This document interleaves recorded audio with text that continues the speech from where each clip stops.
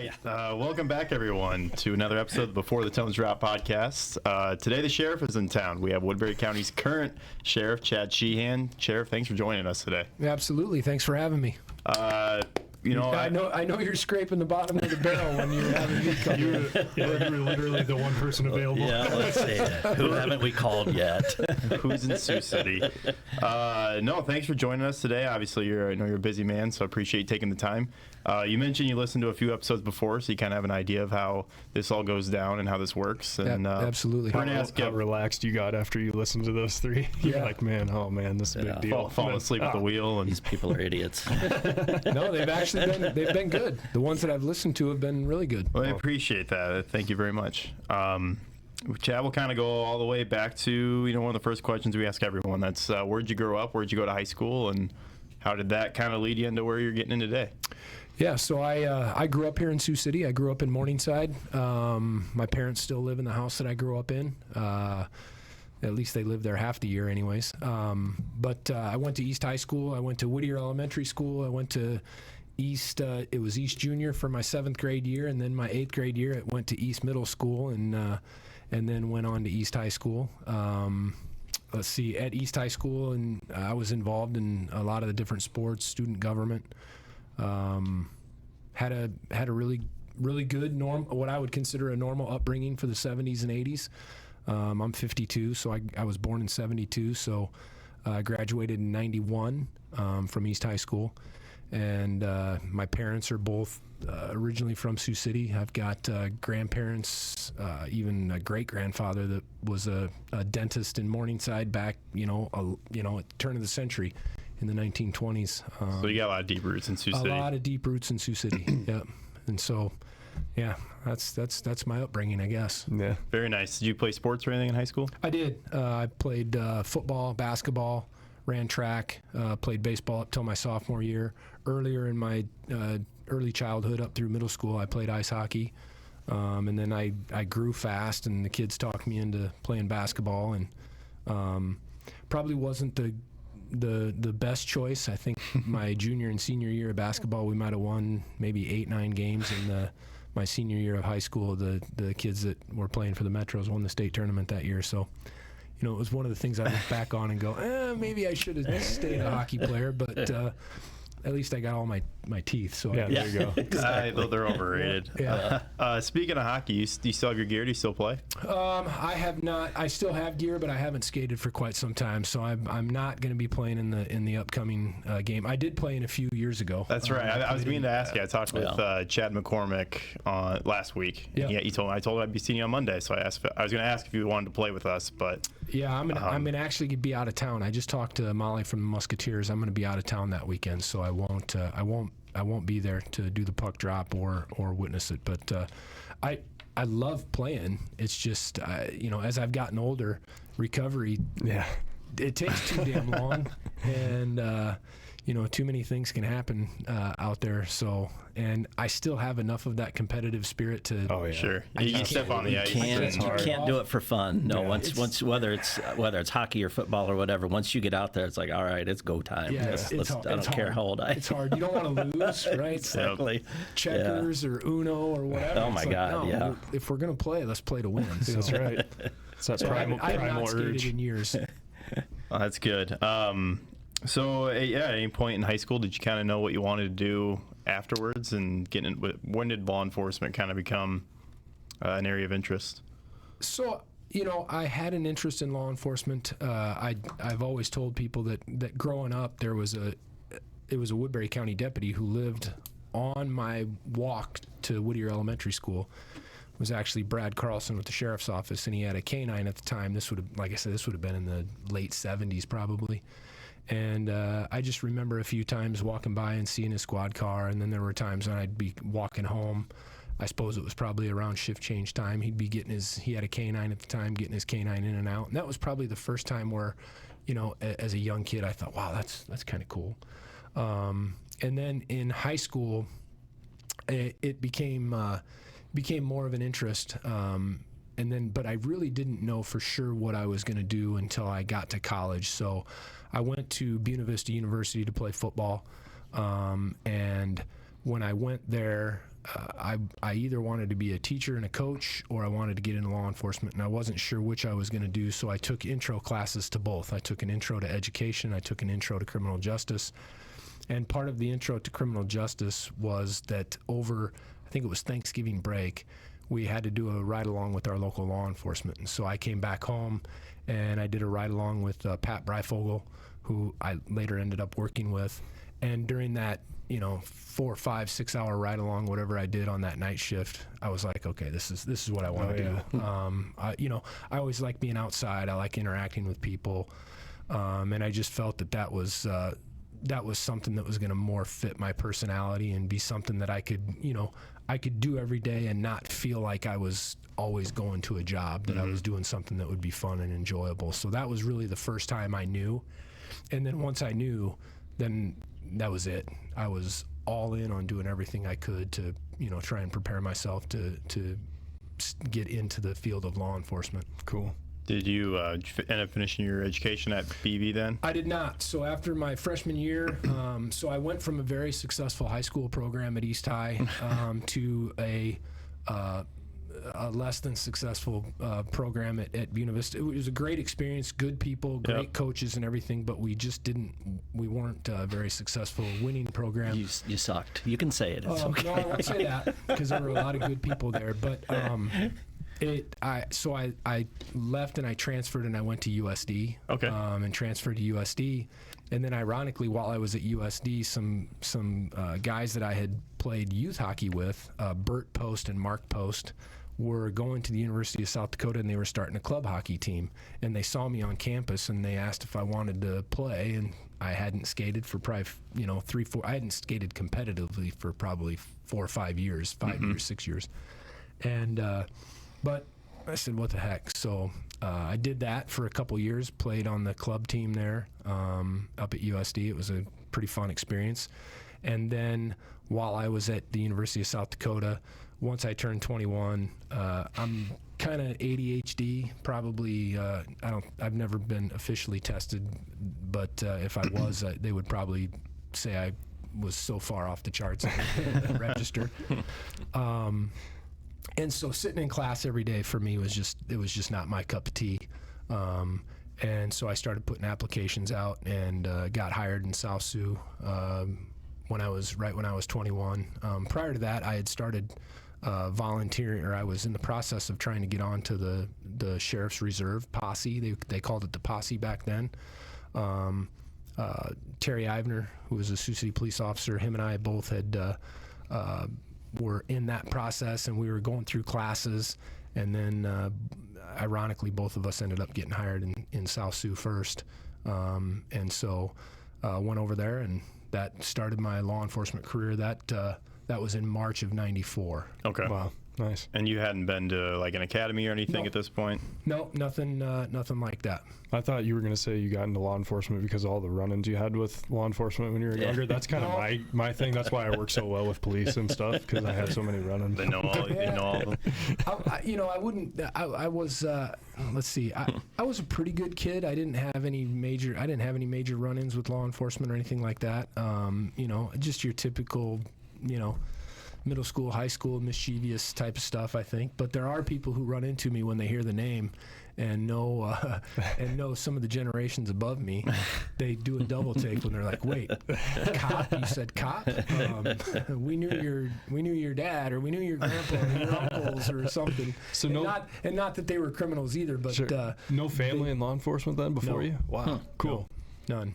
And that kind of brings up a good point. I think that would be tough. And correct me if I'm wrong, but being a law enforcement officer in the town that you grew up in, because everybody knows your family, everybody knows you, and maybe not, maybe you didn't run into that, but I would think that there would be a point where it would be hard to assert authority over certain people. Well, if like they're especially a guy like you, because Sheehan they'd kid. be like, "I got all the dirt on Paul." There's no way exactly. He's stopping me from Yes. No, I think it certainly presents a challenge, because the truth is, as you guys know, Sioux City is like the smallest city that exists. Big town. Everybody knows somebody that knows somebody. And but I think, for me, part of that though is it forces you to be firm but fair, and I've never really run into any issues where people that I knew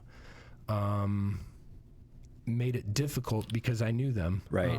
Tried to push things a little bit. Like, come on, Chad, it's me. No. Yeah, no, that's not, good. Not really. Good. And and again, I think for the most part, in 30 plus years now, even the people who aren't happy that you're doing what you have to do, most of them understand that you're doing a job.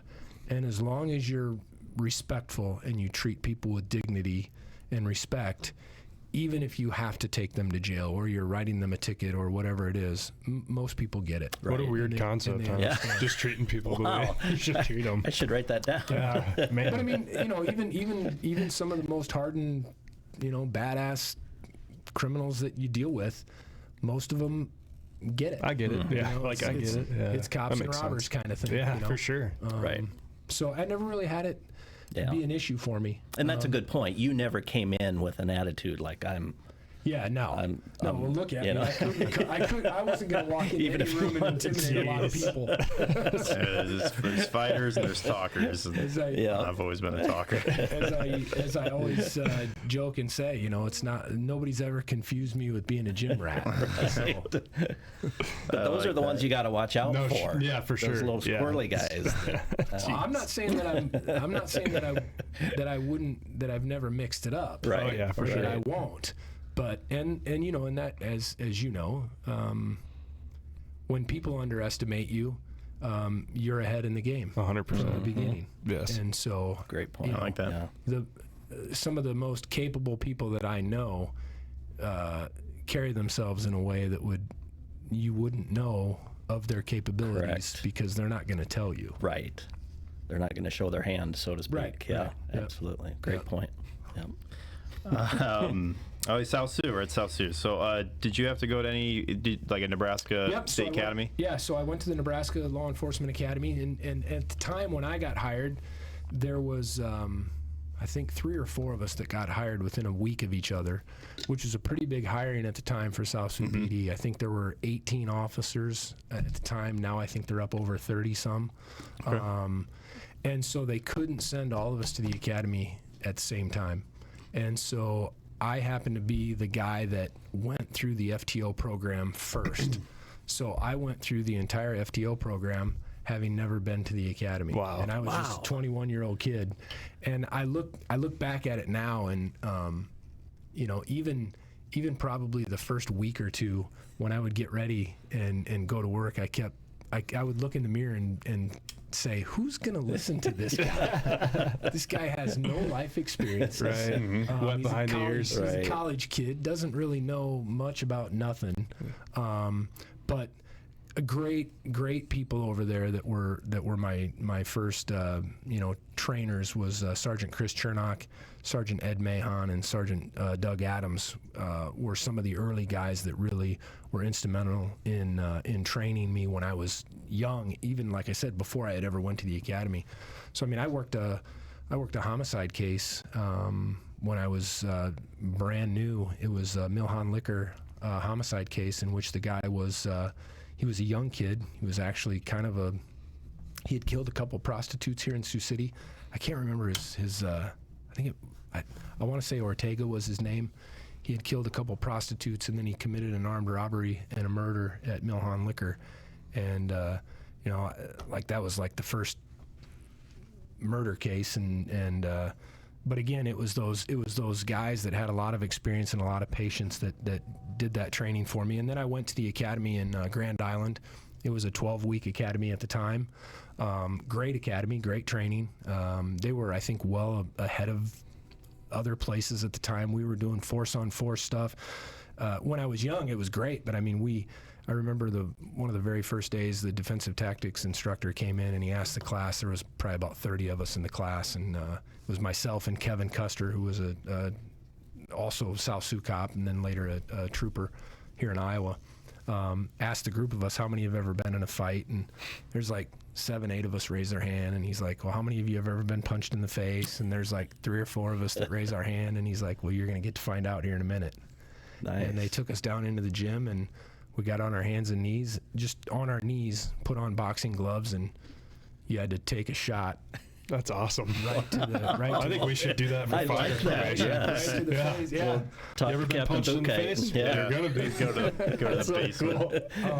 You know, because I thought, oh, this is all right. This is going to be pretty good. But then as we went into like other defensive tactics, practicing knee strikes and stuff, you could always resist as much as you wanted, but the level of what was going to come back at you would be equal to your resistance. And so, you know, we had some guys that went 100% and stuff, you know, it was pretty physical. And but they used, they didn't have Sims, so to speak, that I knew of, but they were using like revolvers, and they would put a primer in with just dental wadding.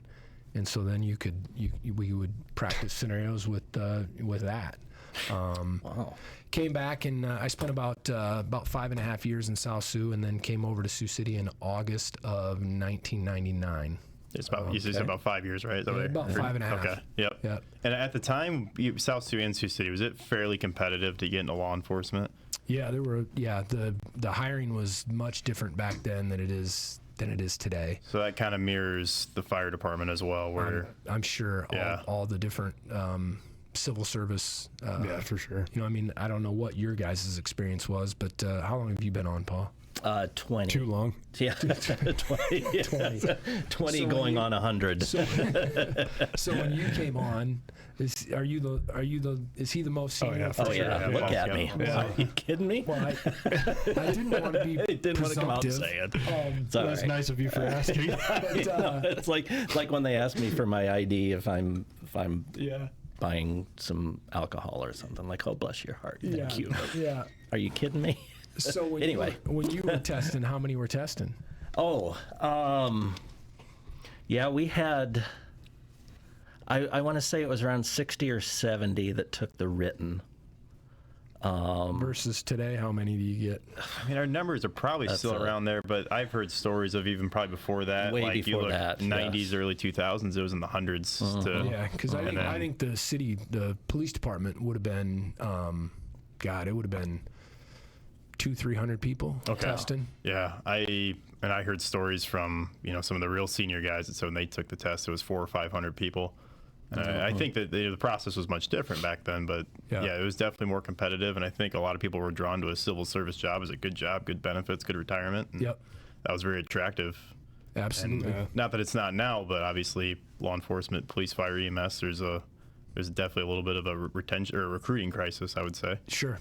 Yeah, for so, sure. So 'cause- I just like kind of like hearing that, like just how much different it is today than it was.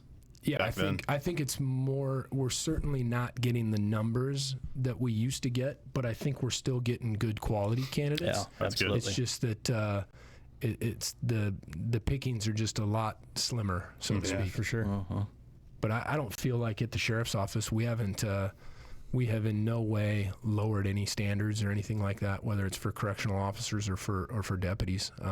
That's good. It's just there's not as many to choose from, and if we don't find the quality candidate that we're looking for, we don't just fill it just to fill it. Yeah. Okay. Just Yeah. with a warm body. That was kind of Yeah. a question I was going to ask, later is like just how your hiring process works. And Yeah, we can talk about it now if you want. yeah, go for it. Yeah, so our deputies are hired under a civil service process, similar to what the city would do. It's a different code section in Iowa code, specific to sheriffs and deputies, but they go through a written process and then physical agility. What we do now is we do the physical agility first. That way, if they don't pass the physical agility, there's no reason to give them a written test that costs money. Sure, yeah. So we That's give the a good point. Interesting. Yeah. so we give the physical agility first, and then if they pass that, then they go and they take the written, and then they'll go do an oral interview with the civil service, and then the civil service will give us a list to hire from, and then we typically do our own interview. Myself, usually a chief deputy, a couple captains, and then I always like to bring in a sergeant who's working patrol to be a part of the interview process, since they're going to be the ones working with Makes sense. these hires on a daily basis. And then kind of how we do it at the sheriff's office, and my chief Wingert, Tony Wingert, was the chief for Dave Drew and stayed on and is my chief deputy as well. And they had started it before I was there, but we continue to do what we do is the panel will do an interview. So if the four of us were interviewing someone, we bring all the different interviewees in one at a time. And in between interviews, we don't discuss the candidate. There's no discussion. We ask every candidate the same questions, the same base questions. Depending on the answers, it might lead to different follow-ups and stuff like that. And then once everybody's done, we still don't do any discussions. And you basically I'll list my top 1, 2, 3, 4, however many there are. Say there's 10, 1 through 10. And we'll each do that. And then we'll have a scorekeeper, and basically it's like golf. You want to have the lowest score. Okay. So if I've scored 4, that means all 4 of us listed me as their number 1 candidate. And I don't, in the 4 years that I've been there, I don't think I've went against the group think one time. And again, I get the trump card, right? So I can always override somebody because I am the one that has to do the hiring. But it's worked. It's been a very successful process for us, and then it's not. And then after the scoring's done, then now we hash out. So if there's any disagreements, and sometimes there's ties and whatnot, and then we discuss why somebody scored one way or didn't, scored the other way, and that's the deputy side. The correctional officer side, it's not civil service, so it's just done through the county. And Captain Harlow, who's my jail administrator, Captain Todd Harlow, who's been there for 35 plus years, he kind of oversees that, and some of the lieutenants that are in the jail, they'll do most of the interviews, but they do the same scoring process and then make hires from there. Okay. And then once these guys, your candidates get hired, they have to go to the law enforcement academy. Yep. I would assume. If they're going to be a sworn deputy, they would go to the academy. If they haven't already been to an academy, they would go to an academy. We do hire lateral transfers. And so if you're certified already in the state of Iowa and you come here from another agency, obviously you don't have to go to the academy. If you come from an outside agency, like outside the state of Iowa, there's shortened things that they can go to at the ILEA down in Des Moines, like for a week at a time, and it's a much easier process. But for somebody that had never been, go down to the academy at 16 weeks, come back. We'll put them through 2 weeks of we call like our focus training, where we put them through some defensive tactics, handcuffing, firearms. It's amazing that you send somebody to the academy, you get them back, you think they're going to be ready. They're not. No, they're not. So it's the same on the fire side too. Yeah, for sure. Okay. And so we make sure that they've got the most important life-saving stuff. That if the crap hits the fan day one, that they can at least handle these basic functions to survive on the street. Yeah. And so then after that couple weeks, then they get put with a field training officer working patrol. They'll rotate a field training officer about every 4 weeks, field training. So you've got about 12 weeks, and then they go into a shadow phase, and then they go into a solo phase, and then if they make it through all that, they're done. So, from hire to being out on the road on your own, you're probably looking at about 9 or 10 months. Okay. For a deputy. Year, yep. And this is deputies. It's a completely different path than working corrections and in the jail, correct? Yes. Okay. I had heard that there was kind of some crossover there, but I wasn't quite sure how that system works. So the correctional side, if we hire you to be a correctional officer, you're going to go through a couple weeks of focus training, and then start into your field training in the jail. It's going to last about 10 weeks, I think is what we're at roughly right now. And at some point in there, they're going to go to a 1-week jail school down in Des Moines. Sometimes they'll have satellite schools in different areas. We've hosted one. We're going to host another one here, I think, sometime in the spring. And then they'll be ready. So probably about 3 months, 3 to 4 months, they'll be on their own as a correctional officer working inside the jail. And there are a lot of people who come to the sheriff's office on the corrections side who are coming here for experience, to learn how to interact with people, to get the good training, and then are looking to get onto the road, so to speak. That's what you'll hear guys say. That's what I was going to ask. Get on the road. I think that was a question in everyone's mind. Does that help your chances? Right. You know, I think it does. becoming deputized and all that. Absolutely. We when we can hire from within, we do, because, I mean, being an administrator and dealing with all the HR stuff, and being the sheriff now versus working the street, I look at things a lot differently. And what I try to tell our staff, and I've made, I got this when I was watching different business people and leaders. The most important decision you make as a leader is not who you hire, it's who you fire. And I say, and it doesn't mean that we're looking to fire people, but when you hire someone, it's always a crapshoot, unless you can hire from within your own organization. Yeah, for sure. So if we have a correctional officer who's been a correctional officer for a couple years, and they apply through civil service to become a deputy, I know if they're on time, I know if they're abusing sick time, Right. I know what kind of worker they are. Every day's a job interview. Are they a team player?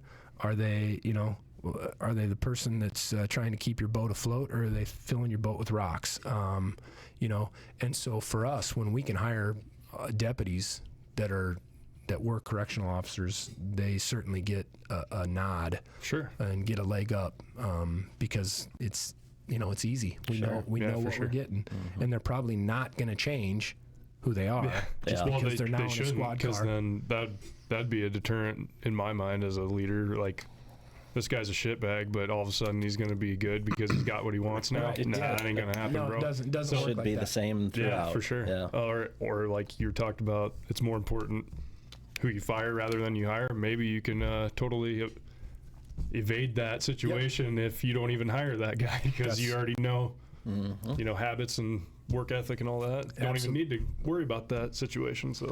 And so where I think it helps even for other agencies like the city, PD hires a lot of correctional officers. We've had correctional officers go to Des Moines, the Des Moines area, the metro area, Sioux Falls, all kinds of different places, because we're a very well-trained agency on both sides.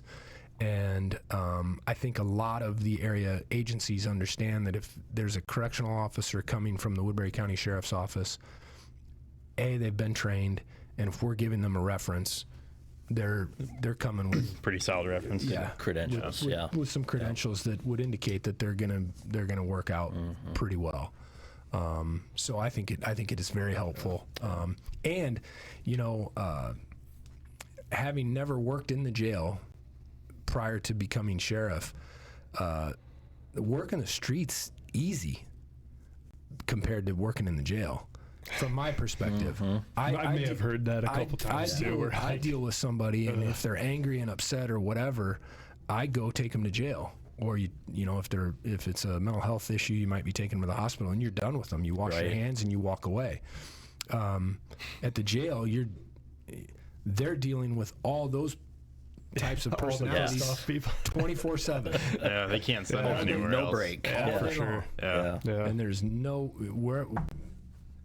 There's no You timeouts. can't pawn them off on somebody else. That definitely takes a special type of individual then So too. you really learn to be able to communicate with people and try and have some as odd as it may sound, to have some rapport with somebody. And the other thing that I always try to remind the public when I'm talking to them is that most of the people that we're housing in the Woodbury County Jail are pre-conviction people. They're people who have not been convicted of the crime that they're charged with yet.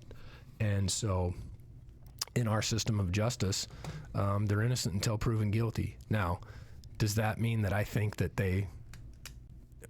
they're falsely accused? No. I mean, does that happen once in a while? Sure, of course, that happens once in a while. But it's still our obligation to treat them. Again, I go back to the treating people with dignity and respect. Just because they're in the jail and they've done things that are wrong and maybe committed crimes doesn't mean that they're not human and that they shouldn't be dealt with in that manner. But there are times when they choose Yeah, for sure. to force us to have to, do things that nobody would want to do, and so that corrections job, I think, is man, I personally couldn't do it. It's just not my personality. No. It's just not me. Yeah.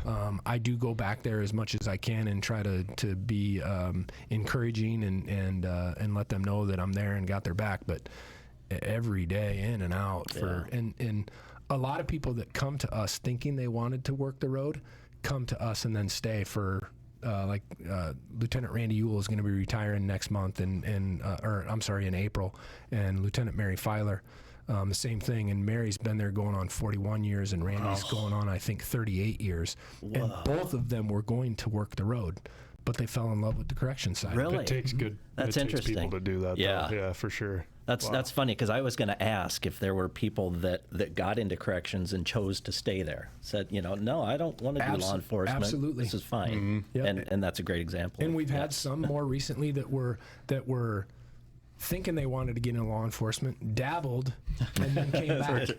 And then came back to work back in the jail. Interesting. After working the road for, in one case, I think it was a couple months, and the other case might have been like maybe 4 or 5 months. But in both those cases, guys, they happened to be gentlemen that they're like, you know what, we miss, I think, our hearts in the jail. And so, of course, we took them back. Good. Oh, wow. Absolutely. You need people like that. What's the turnover like at those positions? It's pretty tough. A pretty higher turnover rate, I would have. Yeah, the turnover. I don't know what the numbers are, but it's pretty high. Yeah. But what I tell everybody is we lose people in the first year. If you stay with us, if you're now this is corrections. The deputy side, we don't have much turnover, and if we do, it's they're leaving to go take another law enforcement job, generally completely out of the area. Since I've been on, I'm trying to think if we've had one deputy leave and go to work, I think, out in Michigan. So, but on the corrections side, I think, the pay is decent enough that, and the benefits are great, that people see the ad and they think, okay, I can go make almost $25 an hour to start. That's better than what I'm doing now. Mm-hmm. I can do that. And then they get in there and they're like, nah, this isn't for me. Because if it's not for you, it's not for you. You're going to find out it's not pretty for quick. you. Yeah. And so we generally lose people probably in that first 2 to 6 months. Mm-hmm. Sometimes that six months to a year. But if they stay for that year or longer, usually they're gonna be around, unless they're trying to get on the road somewhere. And then that's when they'll leave. Sure. So that turnover rate's high in that first 6 months to a year. Mm-hmm. And right now we're not fully staffed. I think we're 3 down right now. At least we were. I was off last week, but I think we're 3 down right now. And again, could we fill those spots with bodies? Absolutely, we could. But in what we do, we cannot just fill spots with bodies. Yeah, for sure. Mm-hmm. There's too much you liability. definitely need to have a standard, and you were kind of talking about that earlier, where you don't just hire to fill That's right. vacancies. You do your best to keep your standard and hold true to that. Absolutely. Yeah, that's a popular topic right now with everywhere change of presidency and DEI, and every time something goes wrong, that's what they assume it was a DEI this or that, or like all the firefighters in LA, they must have been a bunch of DEI hires, and that's why they couldn't fight fire over the last. If you like to. You're making a podcast. If you like to watch, Sheriff's like, oh my god. If you like to watch, I'll pivot away from this. Go ahead. Trap. Do that, please. If you like to watch or listen to people who are out there, there's a guy by the name of Herb Kelleher. Have you heard of it? Yeah. Oh yeah. So have you ever watched any of his stuff or listened to any? A little bit here and there. So if you don't know who Herb Kelleher is, he was one of the founders of Southwest Airlines, the only airline to ever be profitable every year in its existence. And Herb was an attorney, and he's quite the character. He's passed away now, but I think he would say that he liked to drink and smoke as much as he liked to breathe, and he liked to have fun more than he liked any of those other three things, which should tell you a little bit about the guy. And he's quite the character, but he always said that he hired people for personality, and he would train them to do what they needed them to do. And he had I think it was a friend of his that he said had a sign on the office, in his office, and it said, "Assholes need not apply." And I really started following some of Herb's stuff, and part of Southwest Airlines, their success was they empowered people to make decisions at the ground level. If you were a ticket agent, you could make high-level decisions as long as it was in the best interest of the customer. And then he also had a paradigm shift where everything was always about the customer. Customer always comes first. At Southwest Airlines, it was the opposite. The employees always came first. And Herb's philosophy was that if we truly put our employees first, and they know that, they will always put our customers first. Right? It's just so, as an organization, the philosophy was empower the staff to make decisions, know that they're not going to be perfect, but if their decisions were made their heart was in the right place, we'll have their back and we'll take care of them and we'll do whatever we need to do. But again, assholes need not apply. So I think at the sheriff's office, one of my when I'm looking at people, I'm looking at more of how well do you fit into the culture that we're trying to create at the sheriff's office. You might be the most technically sound person who's got all this training, but you're just not the right person. You're just not the right fit for us. We're not, we're not going to hire you. It's just Plain and simple, it's just right? how we operate. Yeah. And as law enforcement, with the civil service, have you guys always had the power to do that? I believe they just, at the legislative level, they just changed something where now firefighters, like our department, will kind of have the same power, where if we get down to our list, we don't have to offer everyone if we don't see them as a good fit. So if they're on the list, we would have to go back and ask the civil service for cause to remove them from the list. The beauty of it is we just don't do enough hirings usually to ever run through a whole list. Okay. Nice. So that helps us on that side. Now, when it comes to the correctional side or clerks or anybody else,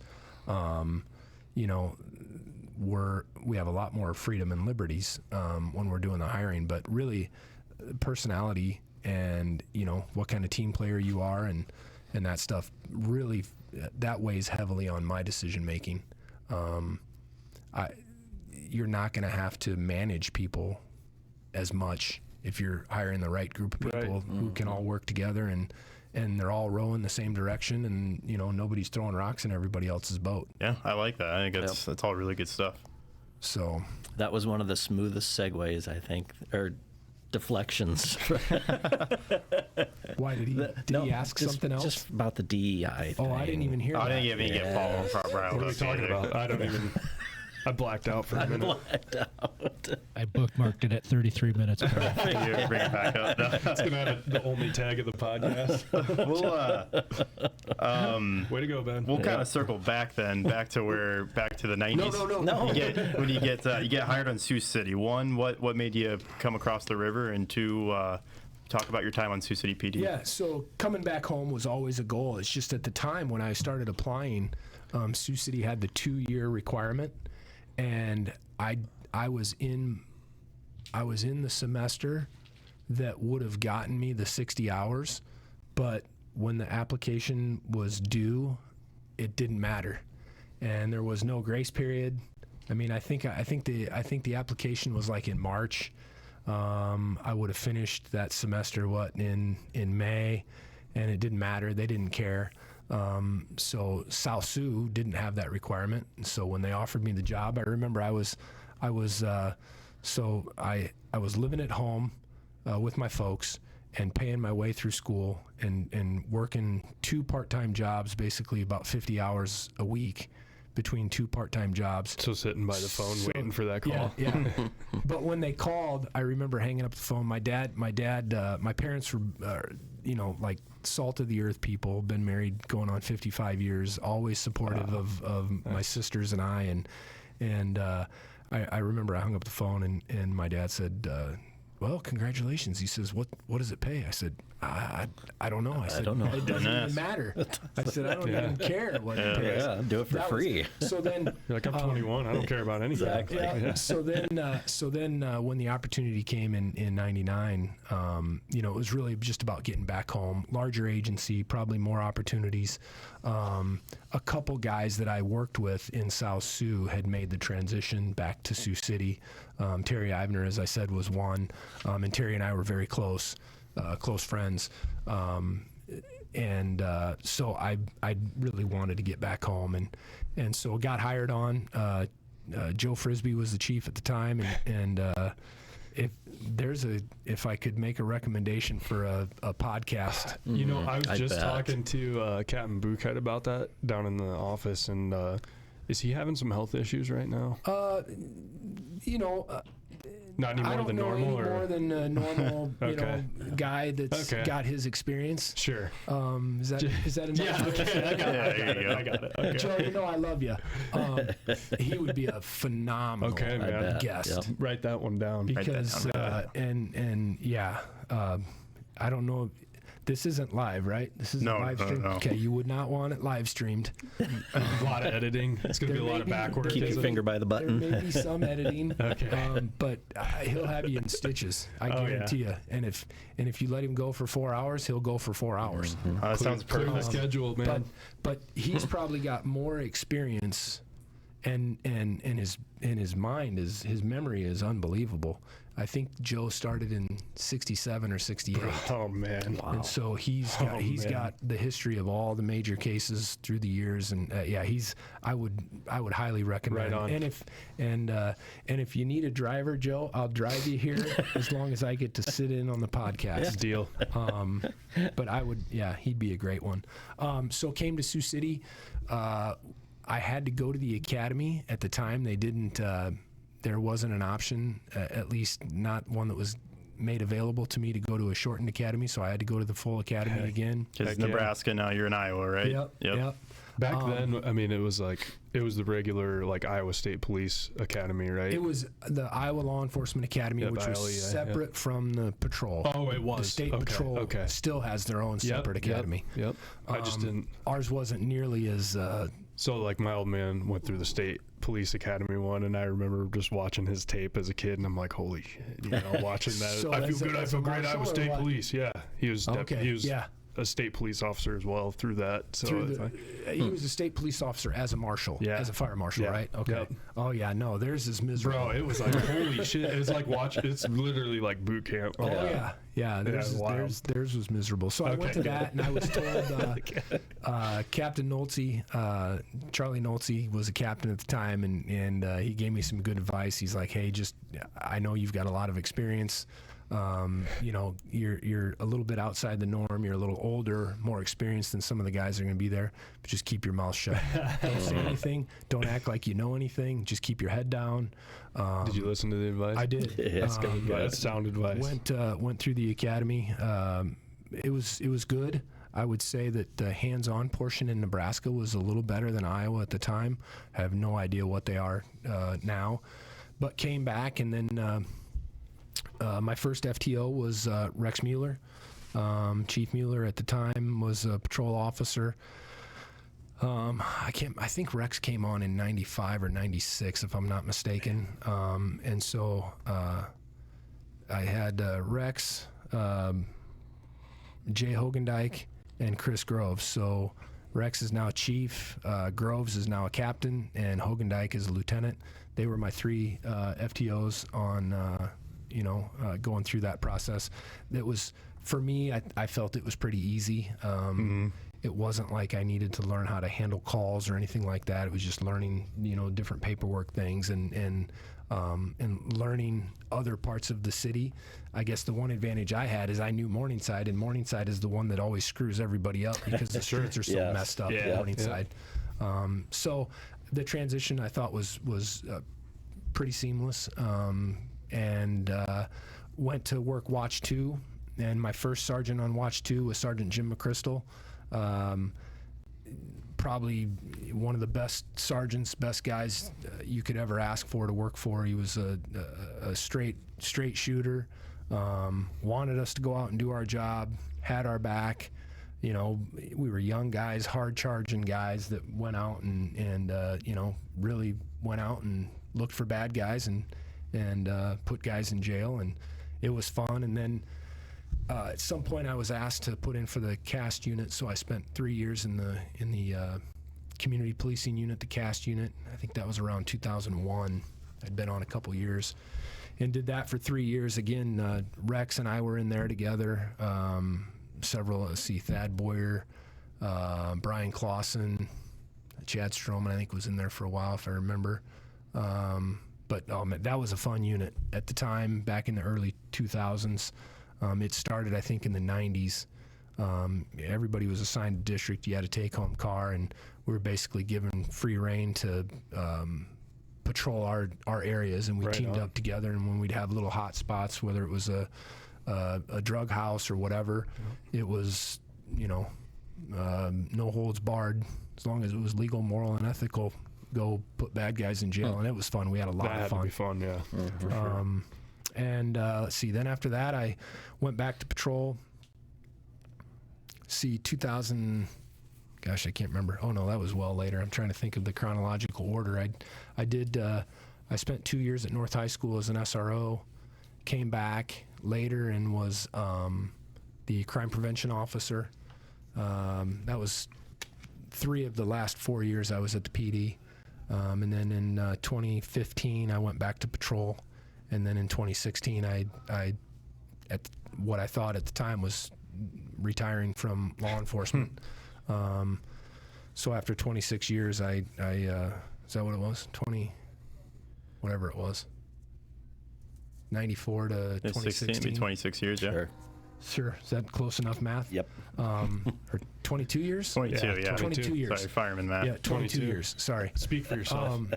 I left and kind of took. Well, I couldn't draw it yet because I have the same pension that you guys have through municipal police and fire, but had started doing active shooter trainings, and that kind of just took off and got to a point where I had to make a decision on which path I wanted to take, and so that was the path I took. Yeah, talk a little bit about that program and, you know, how it started and what made it become a full-time job for you, and then where it's at today. Yeah, so when I was a crime prevention officer, I had been asked to go to a training on civilian response to active shooter. So I went to the training and I came back. The training that I went through, I'm not the person that just takes everything you tell me and takes it at face value and regurgitates it. So I brought this stuff back, and I was kind of evaluating some of the information that they had shared. Some of it seemed a little hard to believe, and there were some things that I didn't quite agree with tactically and some other things. And so as I started diving into it more and more, I realized that there was some inaccuracies, and I wasn't sure if they were inaccurate because they just didn't know, or they were inaccurate because it benefited the message they were trying to convey, and I didn't know which was worse. And so I went to the chief at the time, which was Doug Young now, and I basically went into his office and just told him that, I can't teach this.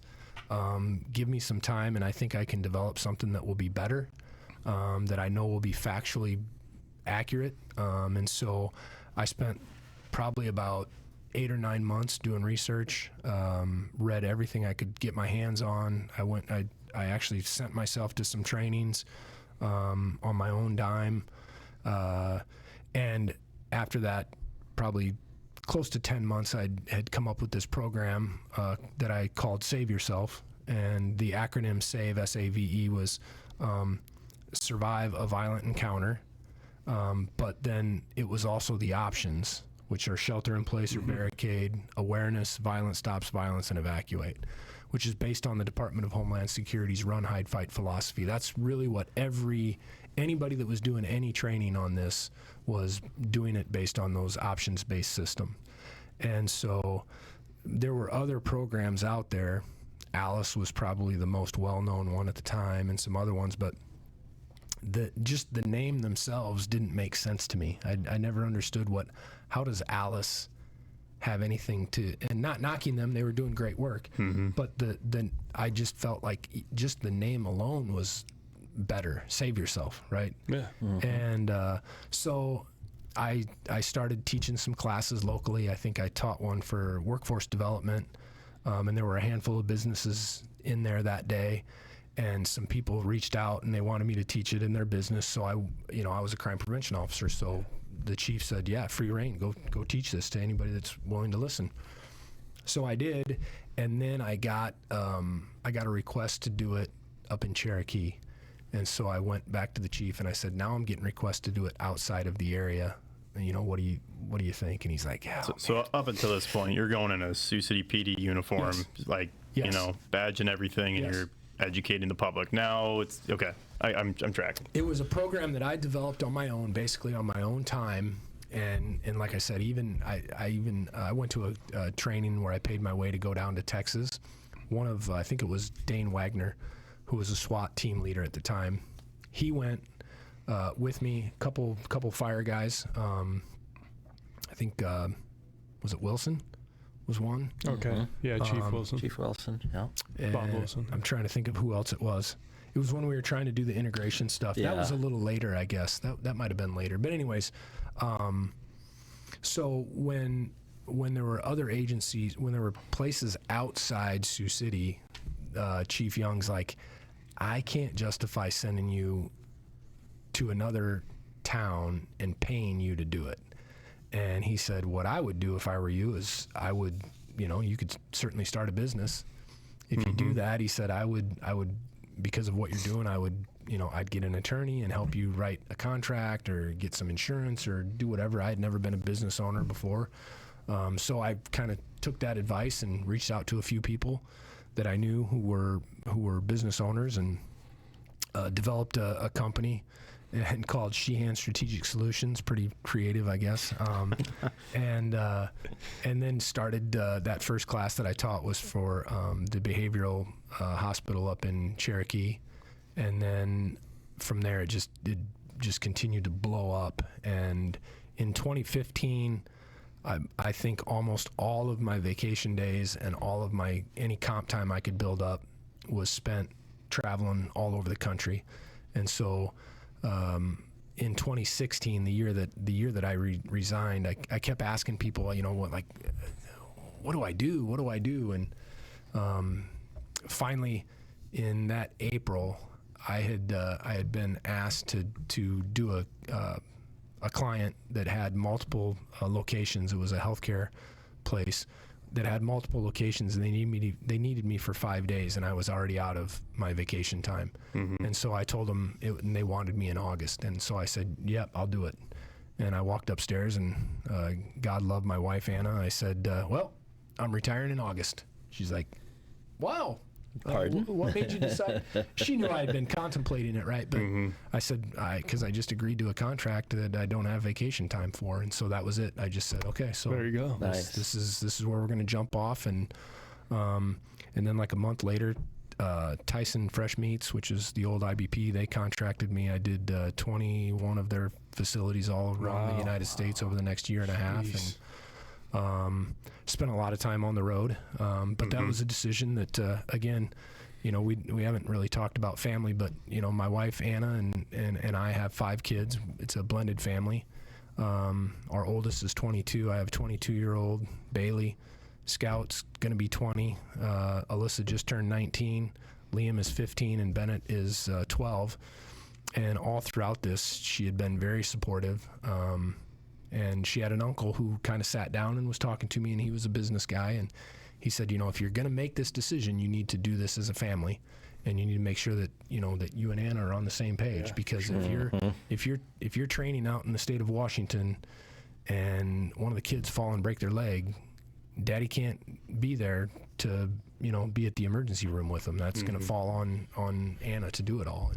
And she's been super supportive through everything, and so made that decision, and it was very well received. I think to date, I would estimate we've probably trained at least 400,000 people. We've been in 28 states, and it's not just me now. I have Tony Wingert, my chief deputy. He does the trainings for me. Val Rose at the PD. There's several people that do the trainings for me, and then I have some other guys who help out when we do scenarios. Kevin McCormick, Andrew Dutler are guys that go and teach the classes, and they all do a great job. All people that I know are very capable of going in and delivering the material, and the methodology of teaching. If you've never been through the class, it's a point style of teaching. So you make a point, you tell a story that people can attach emotion to it, and then you reiterate the point, and hopefully it sticks. And like I tell people, you can take notes during this if you want, but what you really should do is sit back and absorb as much of this material as you can so that you have it here and here. Because if something like this happens, not going to your note card. Whatever you have here and here, that's what you're going to do. That's what you're going off of, yes. It's not going to be notes. It's not going to be the policy. It's not going to be anything. It's what you have, what you've trained and conditioned yourself. So, like I said, I probably was probably on the road maybe 120 days a year.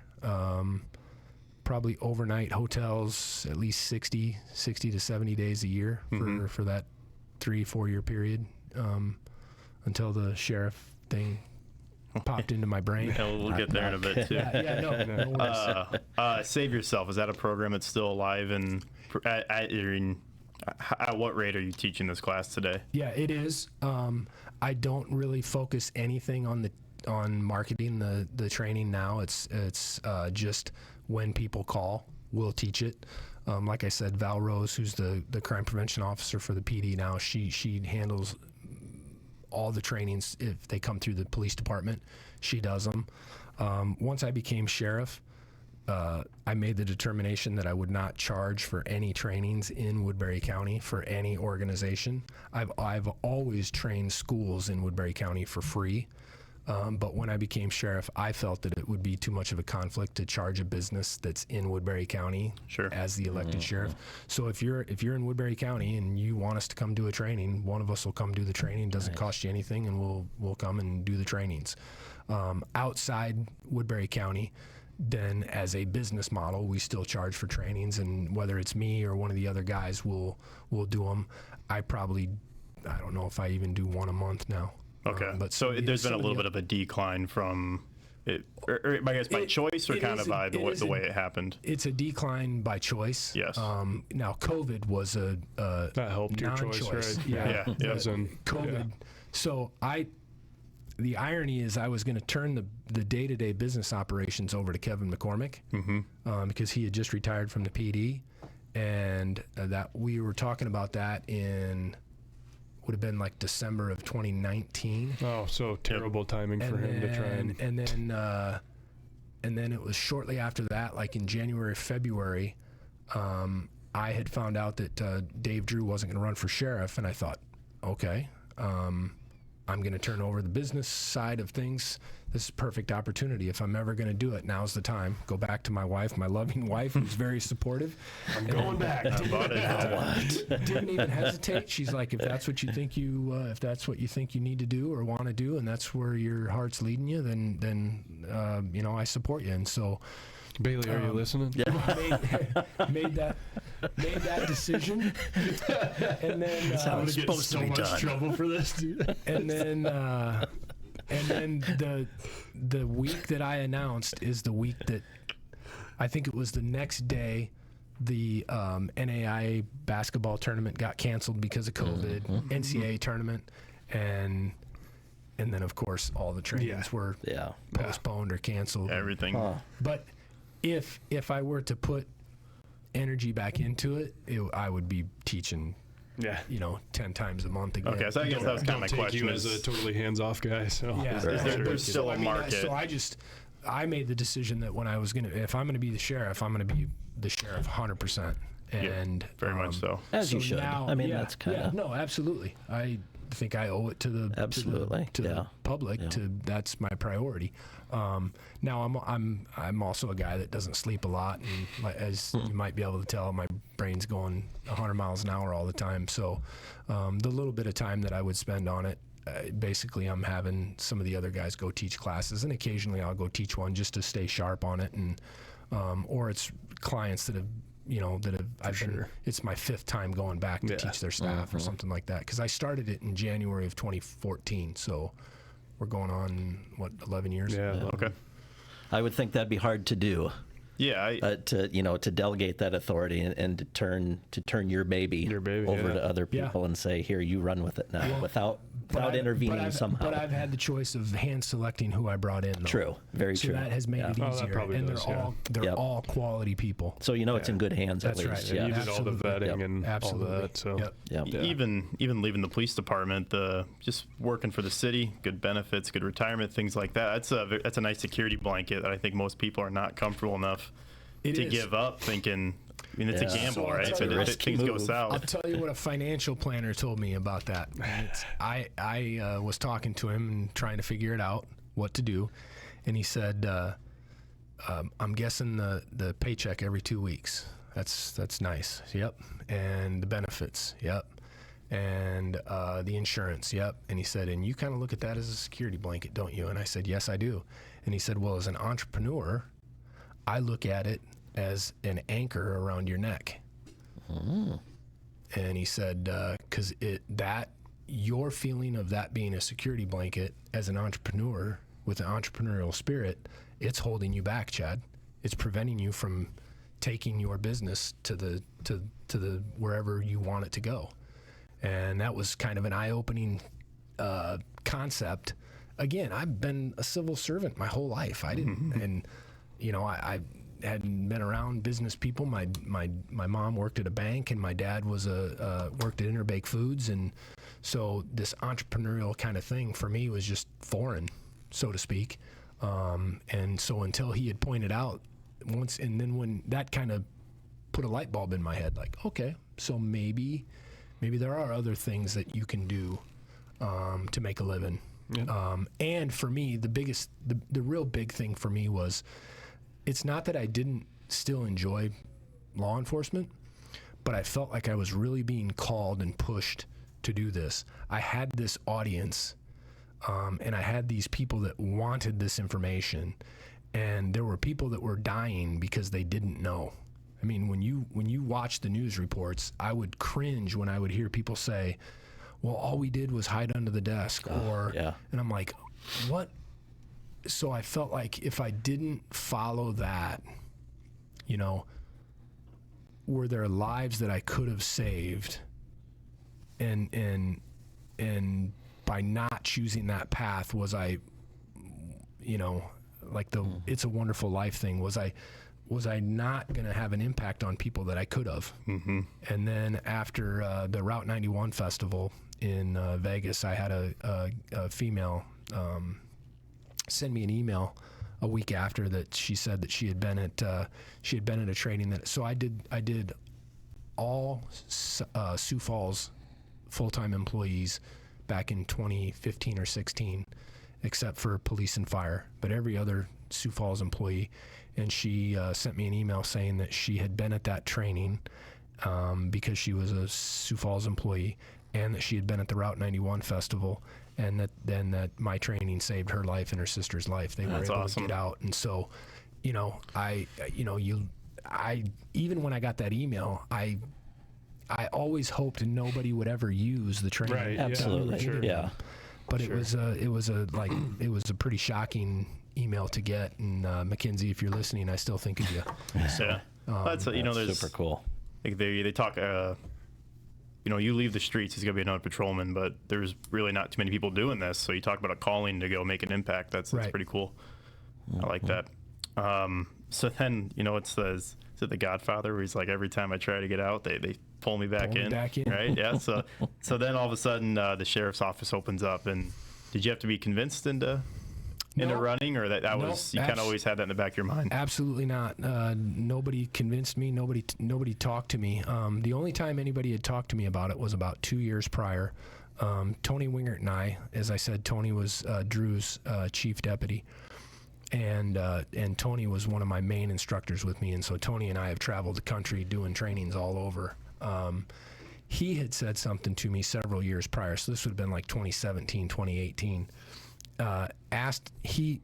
Drew had asked Tony when we were talking to find out if I had any interest in running for sheriff, because Dave was probably going to run, I think, in 20 and be done in 2024. And so that seed had been planted, and I had always thought about it anyways, but didn't really feel that I was ready to do it at that point just because of the business. This was in 2017 or 18. I'm like, oh, I can't do it now. No. We're thinking, maybe 6 years from now. And I knew Dave Drew from high school. So Dave was the DARE officer for the sheriff's office, and he did, a handful of elementary schools in Morningside. And back then, DARE, like one of the lessons in DARE was to bring in role models. And so the sheriff's office and the police department would go to the different high schools and ask the high schools for role models, students who were active and they knew were, not drinkers or drug users or whatever. And I happened to be one of the role models. And so Dave would take me to classrooms and talk to elementary kids about how you can be an athlete, you can be in student council, you can do this, you can do that, and you don't have to drink and do drugs and stuff. And so I knew Dave from about 1989, 90, I suppose. So then when it was announced that he wasn't going to run, I was like, well, here's a chance. And so I reached back out to Dave and told him that I was thinking about running, and we had a good conversation, and after talking to my wife and family and stuff, everybody was pretty supportive and on board. And for me, it was, if you look at the time frame, law enforcement had been taking a pretty hard beating for a while. Yeah. And I felt like if I could get elected to sheriff, I could be a voice for law enforcement, and I felt that I was very respected in the community. I always spent most of my time working in the lower socioeconomic neighborhoods, and had developed a good relationship with folks. I learned to speak Spanish. I'm not very good anymore. I've lost most of it, but I was fairly conversational. I wouldn't say I was fluent, but I was very conversational, and so I thought, as I was talking to my wife and other people, that that like God had made me to maybe be a good conduit at this time to be a voice to speak positively about the work that law enforcement does, in a time that a lot of, I won't say a lot of people, but there were some vocal people that didn't want to hear that. Mm-hmm. And so that was really part of why I wanted to run. I wanted to be able to like say, no, man, look, there's people every day that are doing great work out here, that are risking their lives, and are there bad apples? Of course, but there's bad apples in every profession. Like, you cannot expect us to be perfect. We're human. And anytime you have a human element, perfection goes out the window. Yeah, there's sadists in every group. But doesn't matter what group it is, right? I mean, there's always going to be ones. You can either focus on the negative of each demographic or every group of people, or you can look at what's actually happening in that group. And like you said, you can be a voice for that. Yeah. So that was for me, that was it. I really had never, I didn't know probably most of the people that were involved in the sheriff's organization. I knew a handful. But I also felt that would make me a unique unifier for the office. Being that the sheriff is an elected position, you can imagine that every 4 years it puts a lot of tension on the sheriff's office. Yeah. And I think that I was more than just a little bit of a wild card for a lot of people in the sheriff's office. Sure. Because they didn't know what they were going to get. But, you know, I tried to really campaign on the fact that with me it was going to be about results. And I didn't have any camps. I didn't have any cliques or anything like that. It's we're all going to start on a clean slate if I was elected, and we're going to move forward. And so far, so far, 4 years in now, I think that we've been pretty successful in bringing that home. But as I tell everybody, if you want to know how I'm doing as sheriff, don't ask me. I'll tell you I'm doing a great job. Go ask the people that are working for me. Yeah. Sure. And they'll be the real gauge of it. I hope that what they would tell you is that you know, I say what I mean and I mean what I say. I'm firm, but I'm fair. You know, it's, I think, a pretty easy place to work. Have some, you know, do not cross lines. And as a law enforcement professional who's in a leadership role, if you're going to preach about all the great work that people are doing, you have to, on the other side, be willing to make hard choices and decisions when people really step outside the bounds and clean up your own agency. And not that we've had to do that much, but you know, that's something that you have to do. Yeah. Absolutely. Just curious, would you have still run had you known about the new jail and all of the headaches that came with that? I knew about the new jail. That was the one. Yeah. So I waited to announce until after the jail bond had passed, because Sheriff Drew told me, if that bond does not pass, you do not want to be the sheriff with the old jail, because it's going to fail. Right. And the headache that's going to be is going to be that's going to be a headache that you don't want to have happen. And there were a couple other things he said. If Tony would stay on, that'll make your life easier, and if Captain Harlow will stay on and run the jail, that will make your life easier. But I did wait until after the bond had passed to announce. Yeah. Because I was, Good you know, thinking. he's already in the seat, so I'm Right. going to take his word. Yeah. And it was, you know, I think it was pretty sound advice. But obviously it passed, and then the rest is Right. Yeah. It's not history yet, but it's getting closer. It's getting there, yeah. And that's kind of why I brought that up, and please correct me if I'm wrong, but I would assume that you are getting the brunt of a lot of that, even though almost none of it is your doings, right? Yeah. You're a face, right? None, Yeah. of, it, none, of, Yes. it, none of it is our doings. Correct.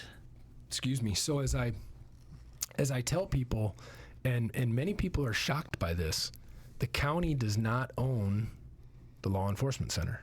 We do not own the jail. It's not a county project. This is a project of the Law Enforcement Center Authority, which is made up of one board of supervisor, one city councilman, and one citizen, you know, at large. And that 3-member authority owns that building. So, you know, I guess I'm blessed that it wasn't our project. Right. We are the leasers, and we'll pay that lease for 20 years, and then after 20 years, then the county will own it. And I give the LEC authority a lot of credit for giving us the facility that we have, because the old jail, man, and after we got moved out, oh my God, if you won't get a chance to get in it now, but you responded, Right. I'm sure, Yes. to calls. Yeah. Oh, yeah. It's so bad. It was awful. Yeah. That even when we got everything moved out, I took my wife and a couple of the kids through there, and she couldn't believe that we had people working and living Right. there. Yes. And you know, not to make it seem like it was a dungeon or anything, but it was not the most ideal place. And if systems that were really at the end of their life started failing, it was going to be a disaster. Right. So, you know, we're very blessed to have the facility that we have now. It's very state of the art. I think they did a good job in not cutting corners that were cut in the old building, so that we won't have a 40-year building. Let's hope and pray that this building lasts for 80 to 100 years or more. But certainly, as a working environment, it's night and day difference. I think immediately the staff, the morale of the staff is increased from being in the new facility because it's safer. It's safer for the inmates. It's safer for the correctional staff.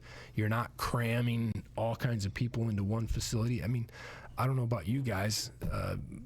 When the wife and I, when the kids were younger, it'd be 7 of us in a hotel room, on vacation. After a couple days, everybody starts getting a little tired of each other, right? We're a little crowded. You don't have your own space. Yeah.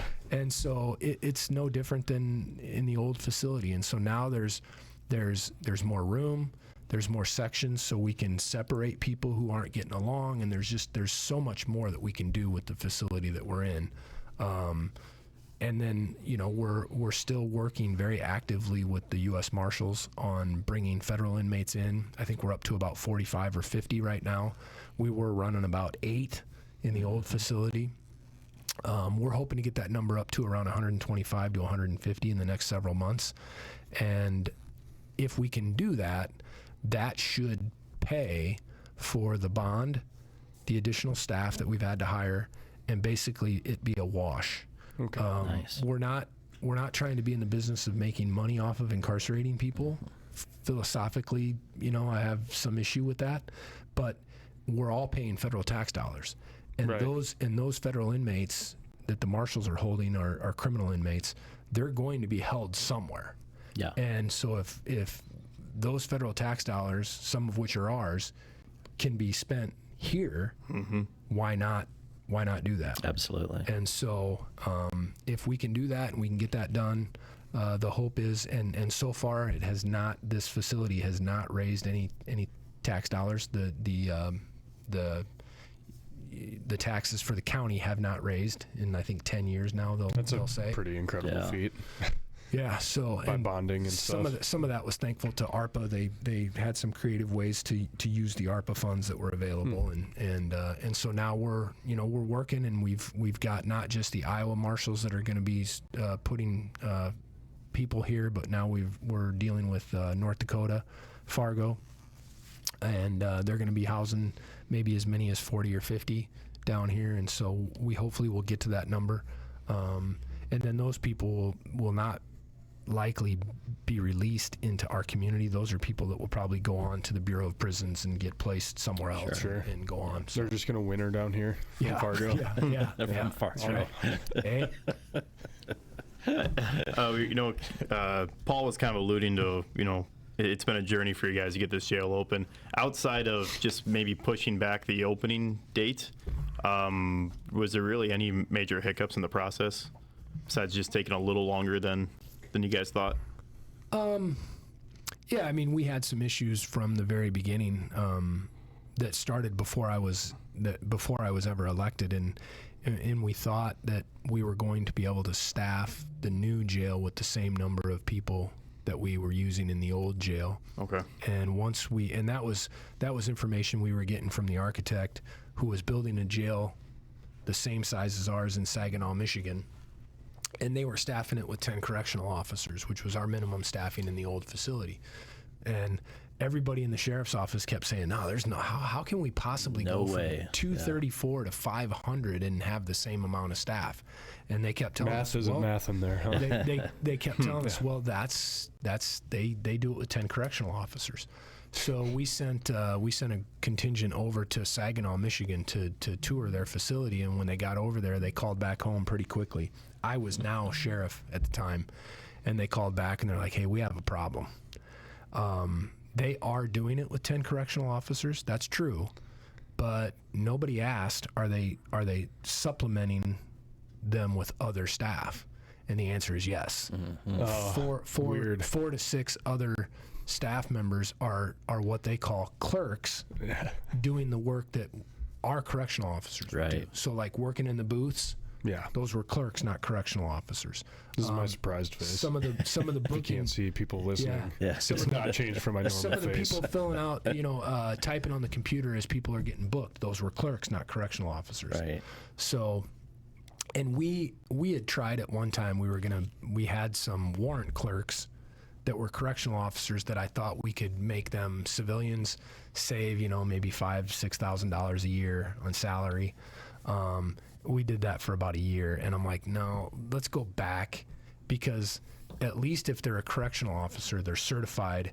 And yeah, they're working in an office doing warrants, but if needed, they can go help out in the jail. Correct. Nice. Good call. So we were like, yeah, we're not going to do the clerk thing, and so then we had to go to the board and ask for a lot more people. And How many did you bring on? 20. 20.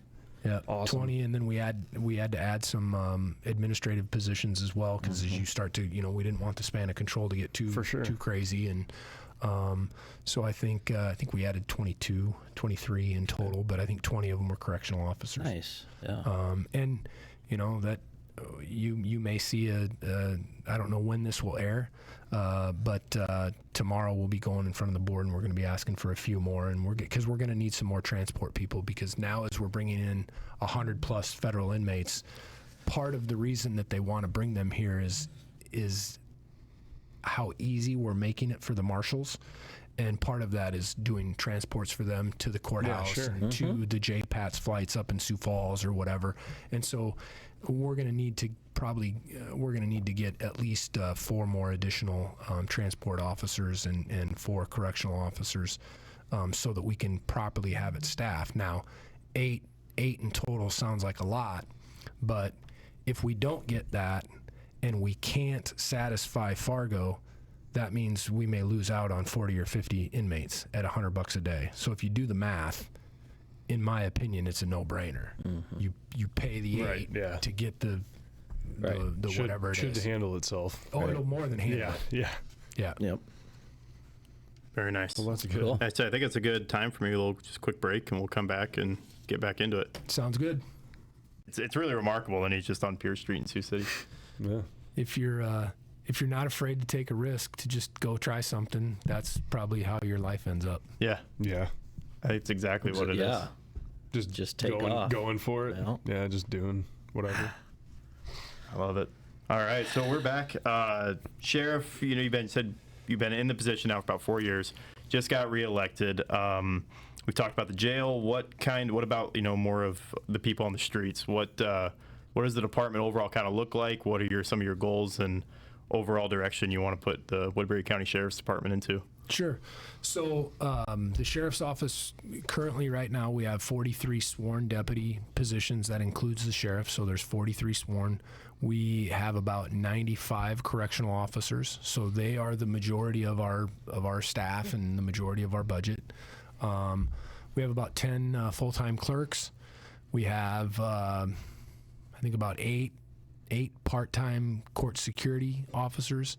And then we have roughly around 25 reserve deputies who are citizens who volunteer to go through a bunch of training. And then when needed, they volunteer and wear a uniform and carry a gun, drive a car. They have reserve deputies or reserve officers. For us, it's deputies. They have all the same authority as any of the other deputies while they're working, except they can't enforce implied consent laws in Iowa, which are the drunk driving laws. Which is, I've never had anybody explain to me why that is, but that's So they can't at all, or is that like an extra thing they would have to go through? They just can't at all. Reserve deputies are not allowed to invoke implied consent. Okay. So, but they can sign affidavits. They can get warrants. They can make arrests. When they're working, It's an odd choice. You may have seen them working and not known that they were reserve deputies. We don't identify them any differently. They go through a whole bunch of training, and it's hundreds of hours of training, and then ongoing training throughout the year. Right. Is it true volunteer work, or is it paid part-time? Nope, it's volunteer. If they reach a status where they're patrol certified, meaning they would go out and work patrol, they can then work off-duty jobs. If those off-duty jobs aren't filled by the union guys, and they're not always filled by the union guys, and so they'll work off-duty jobs, and then they get the off-duty pay rate if they're working off-duty. Okay. Is there a pretty good pool of of reserve deputies that you guys have, or is that kind of a diminishing? No, I think we have a good pool, and we've partnered. Most recently, we've kind of developed a partnership with Dordt University or Dordt College. I don't know if it's college or university right now, but John Moeller, who's a retired FBI agent, is an instructor up there and been involved, kind of from his time at the FBI here in Sioux City, and developed friendships with some of the deputies, and so we've done a lot of stuff with them, and so there's students that have decided to become reserve deputies as part of their training and stuff, so they've kind of helped supplement some of our reserves. And then we have other guys that have been around for quite a long time and from all different walks of life. We've got anywhere from firefighters to financial planners and everything in between. Okay, so a little bit of wide demographic of people that do it on the reserve side. Yep. Even we had one that retired here probably within the last year, was Dr. Jerome Pearson, a cardiologist here in Sioux City. He was a reserve deputy for probably a decade or more. And I just remember the first time I had seen him out and about. I knew him just from being in Morningside. My father-in-law's a retired surgeon, and I saw Doc Pearson in the sheriff's uniform, and I was Carrying like, a badge and a gun. Yeah. So, I mean, I'll so shoot you then save you. How about that? if you're, I guess as a piece of marketing, if anybody's, interested, you've always maybe wondered about, would you like it, that type of career or whatever. It doesn't mean to be a reserve deputy you have to go on and leave your job or whatever. Stay doing whatever you're doing, and if you want to volunteer some time and give back to your community, it's a great way to do it. And they can contact the sheriff's office, and we'll certainly get them the information they Good, need. because I got a neighbor that I would love to put in jail, Kyle Ingerman, and I'm sick of him. Is there also info on your guys' website about that? There should be, yes. And if it's not on the website, just contact the number 279-6010 and ask to speak to Captain Armstrong, and he'll get you pointed in the right direction. Very cool. We'll put that information at the bottom of the screen, right? The 1-800 number. Put Paul's number. Something to edit. How many towns in Woodbury County don't have city law enforcement? The only towns that do have it are Easier to say. Sioux City, Sergeant Bluff, and Mobile. Okay, that's So lower than I didn't know that. I would have thought Lawton would be in there. And, Well, you got Jesse Wesley, Pedersen, the yeah, mayor over there. I forgot. So They can't have law enforcement because it's corrupt. yeah, we provide law enforcement. We have a 2080 agreement with all the towns in Woodbury County, other than Sergeant Bluff, Sioux City, and Mobile. Okay. So we would provide law enforcement for all those other towns. Gotcha. While we're talking about that, because I have questions, how does that work with like jurisdiction stuff? Because you always see the county guys coming into town and like patrol coming in to help with certain stuff. How does that all get worked out with agreement wise, or like? Well, yeah. So it's a good question. People ask I'm quite just a bit. interested. So, we're sworn, and we can provide law enforcement services anywhere in Woodbury County. So the city is in Woodbury County. So Makes sense. if we have full authority to come in, generally we try not to do a whole lot of patrolling in town, because the city has its own police department. For sure. The county's almost 900 square miles. Yeah, big county. It's I think the second largest land-wise in Iowa. So there's a lot of area for us to cover, and so we generally try to cover other areas. But we work hand in hand with the police department. We just had a meeting this morning with some of their command staff and our command staff, and again, you heard me say Rex was my first FTO. right. Rex and I were in cast together. The idea of us just working hand in hand, it benefits the whole community when we can do that. Right. The big difference for us is that statutorily, by the Code of Iowa, our real obligation is to provide services for the courts, court security, serve all the papers of the courts, and then to provide a jail. Woodbury County didn't actually start doing patrolling out in the county until I think it was like either the late 40s or early 50s. Wow. Prior to that, there was just a few deputies, but they mostly did the civil process serving and the court stuff. And then they would Did go all out. those little towns back then have their own city cop? Most of them did. Wow. Yep, absolutely.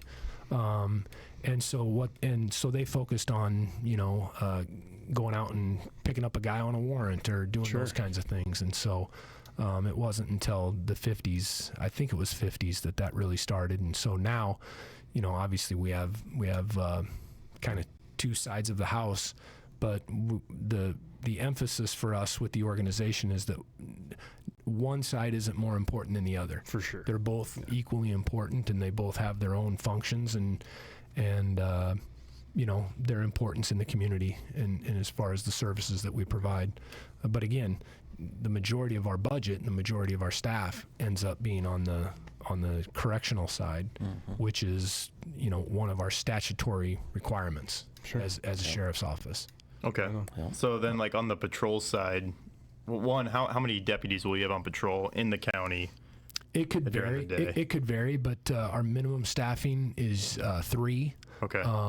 But there could be as many as 6 or 7 working on a day. It just depends on how days off fall and whether guys are on vacation or not or whatever. I suppose we probably run average 4 or 5, but minimum staffing could be as low as 3. Okay. And then when they are out in the streets, what are your guys' priorities of things laws you're trying to enforce, or You got big coverage areas in that, I would take it. Yeah, a lot. Well, yeah. I mean, efforts you're trying to counter in the county, whether it's drug running or we're covering all the way just north of the city. That county line, 100. What is it? 110th Street, which actually I think it's 1 mile up. 100th really is out all the way out past Pearson, all the way.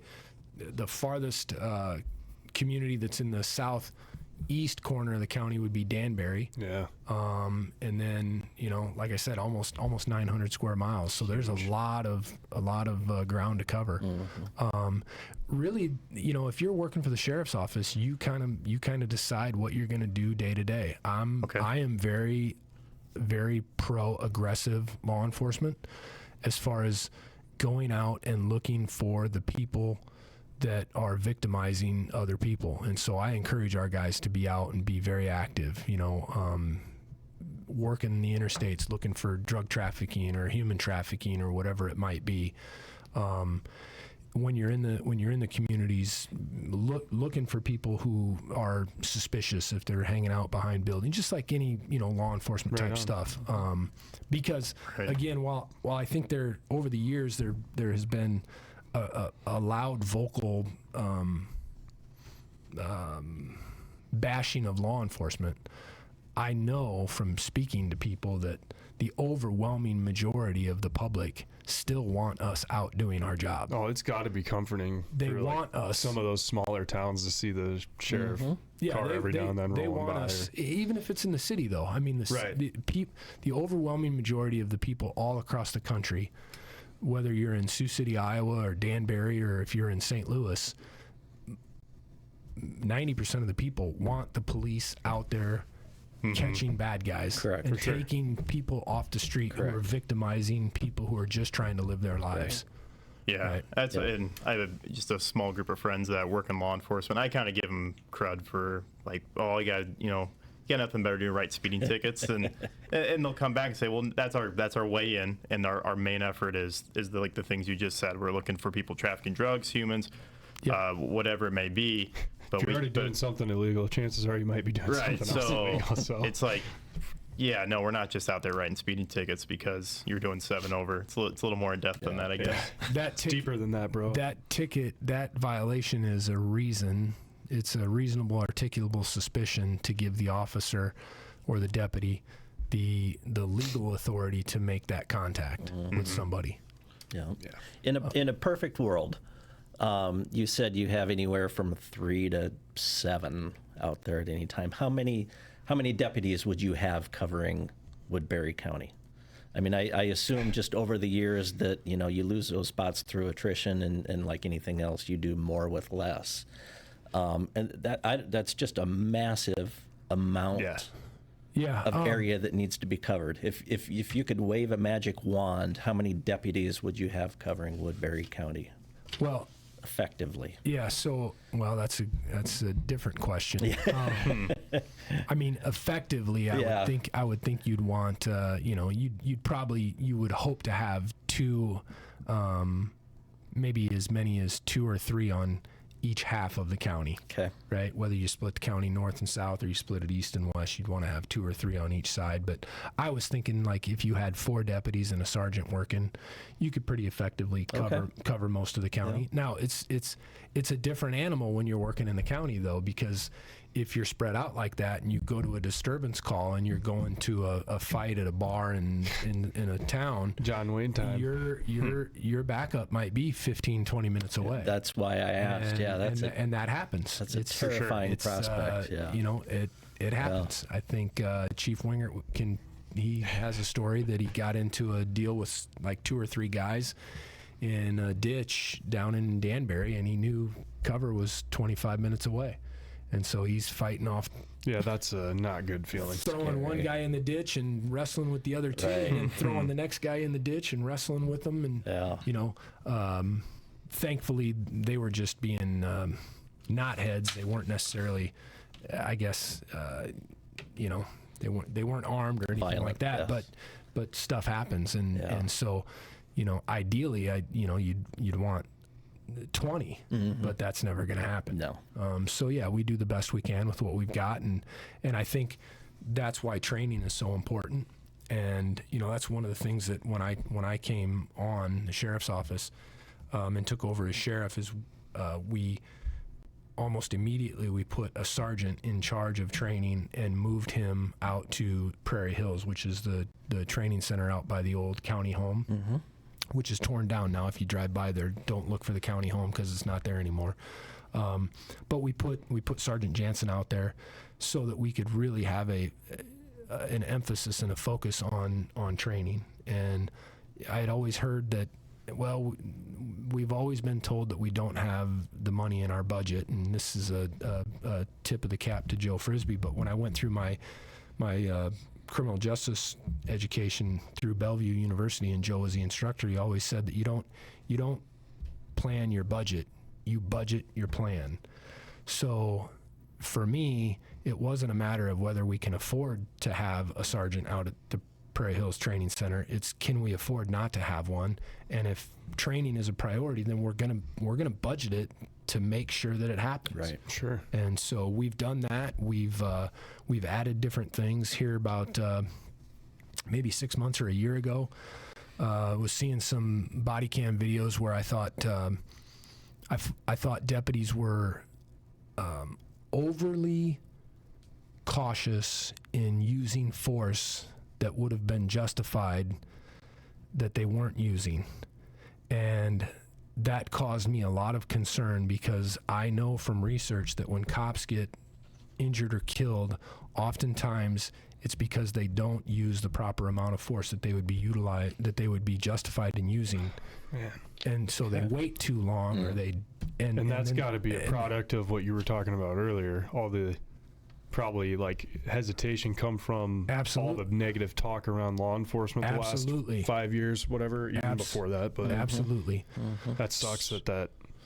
So I called in a couple of the administrators, and I said, let's watch this video together, and I want you all to tell me, these are guys that have about as much experience as I do or more, and tell me where you would use force and what you would use. And we all watched it and agreed that I would have used force here or here or here or here or here.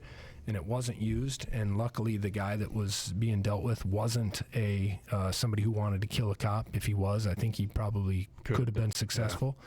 So then I said, well, we have an issue then, and is it a training issue? Is it a psychological issue? What is it?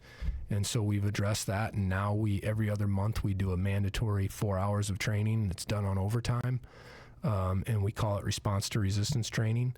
And it could be anything from verbal judo to taser training to ass baton, firearm, whatever. And the first 2 months are classroom stuff. And then the first 2 trainings, which would be over 4 months, our classroom. And then the third one is a scenario-based training that incorporates everything that you learned in the other 2 classes. Okay. And try to make sure that we're as skilled as we possibly can be because of what you talked about. Like, it's a big county. Yeah. Help might be a long ways away. And for me, part of what I tried to reiterate to the deputies and to the correctional officers and anybody that works for us is, look, I understand that using force is ugly. It looks terrible. If my mom or my wife were to see a video of me using force on somebody when I was working at the PD, or even a few times maybe at the sheriff's office, they would be like, oh. Now, I've never had anything of excessive force or anything like that. Yeah. So any force is ugly.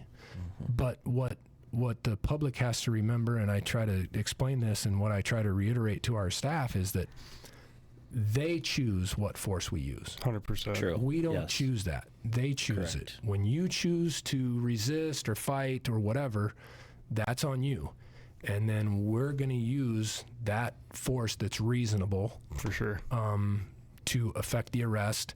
And when you use reasonable force quickly, it's safer for everybody, 100%, including the bad guy. Right. And so, and sometimes the only way to stop violence is violence. I'm sorry, but that's the reality of. That would be the V in the Save Yourself program. Yeah. V is violence stops violence.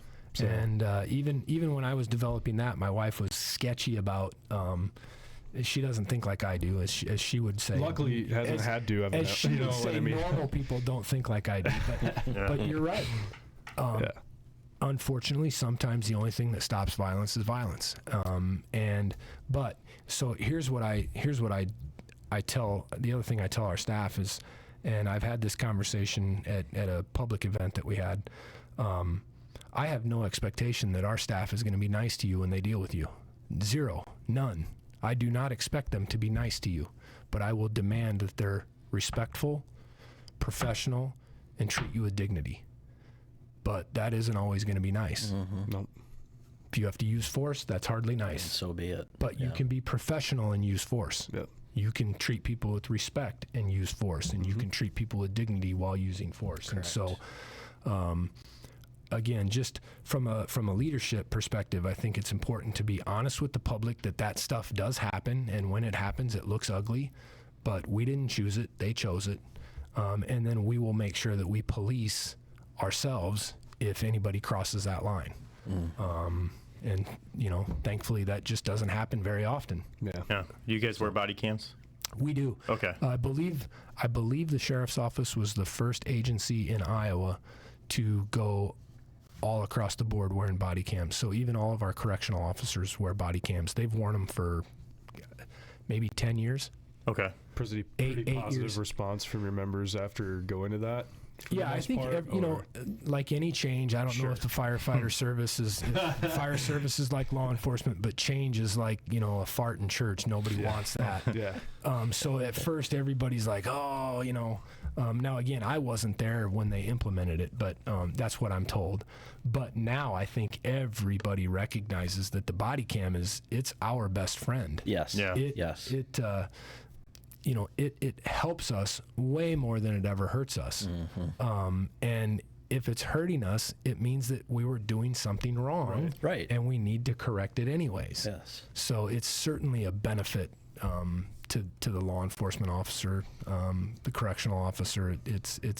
And I think it's probably saved the county. I mean, I couldn't even tell you how many lawsuits. I know the lawsuits that used to get filed in the jail were pretty frequent, and then when the body cams came in, you would just here's the footage. Here's what it is, Push and play. they just went. They dropped dramatically. Right. Yeah. Again, that was before I had taken over, but yeah. Wow. Good. Yeah. You mentioned how in 2020 that was kind of your goal, was to maybe rebrand or re-image the law enforcement area. I feel like from the answers you just gave, you've been pretty successful with that. Are you happy with where that's at, or is there? I think so. More work to go. I think so, but again, I would tell you to ask the people who are working for me. Okay. When you see a deputy, ask him. Say, what, this is what he said on the podcast. Is he full of shit, or does he back up what he says? Right. Yeah. And they'll tell you. Yeah. As far as the public perspective, I guess you'd have to ask some people who are in the community and find out what they think.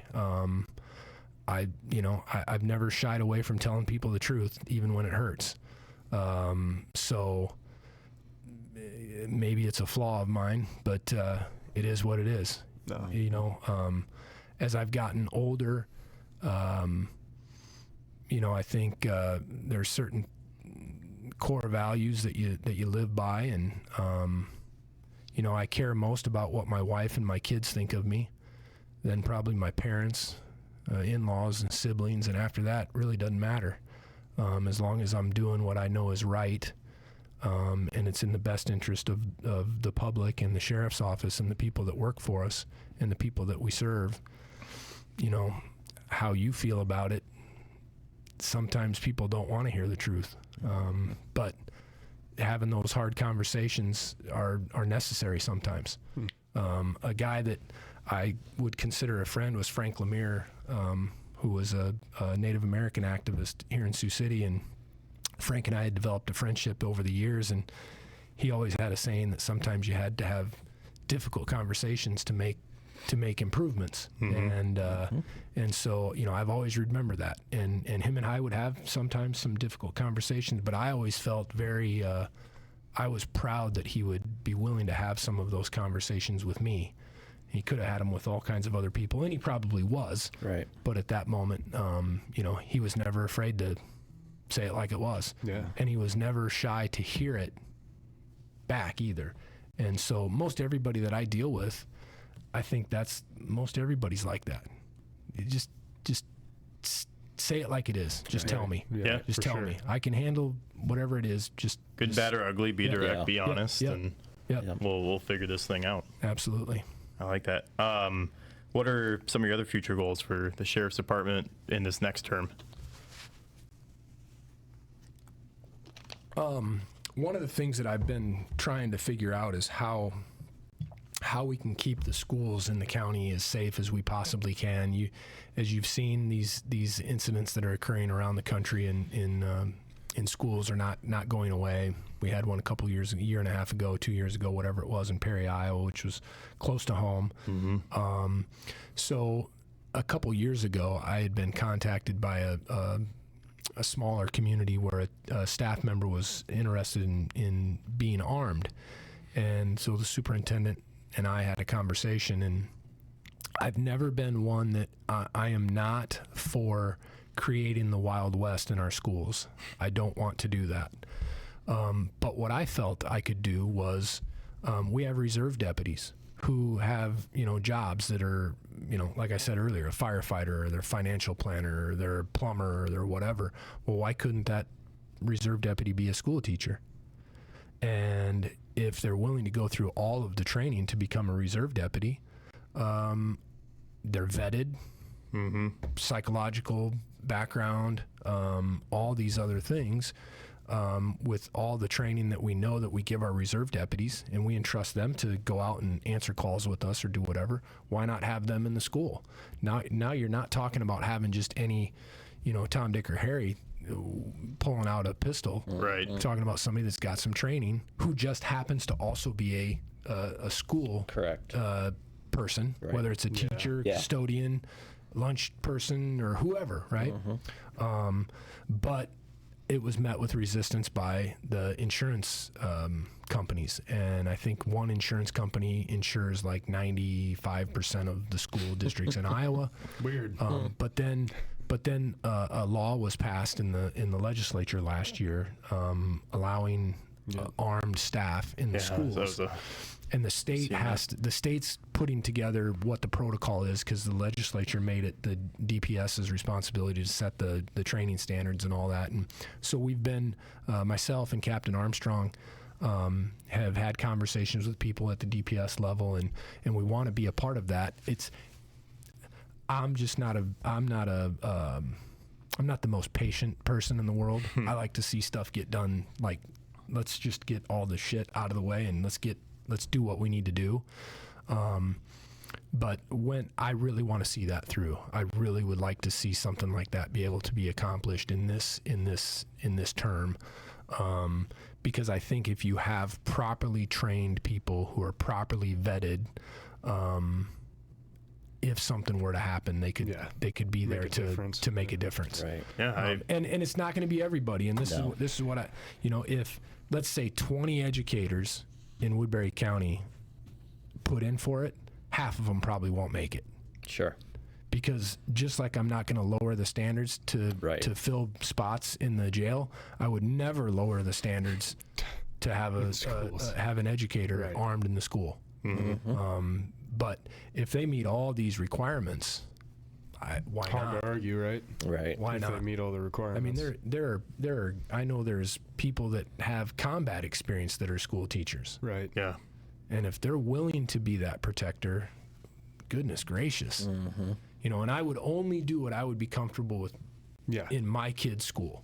Right. Yeah, for sure. And that, Right. and so those things, I'd really like to see that get done. Has it been done in any other county or any school districts that you know of? Well, it's been done here in Siouxland Christian. Okay. There's some staff there that gone through. They didn't go through the full reserve deputy training, but they've gone through training that we have provided them, and so they have some staff members that are armed at Siouxland Christian.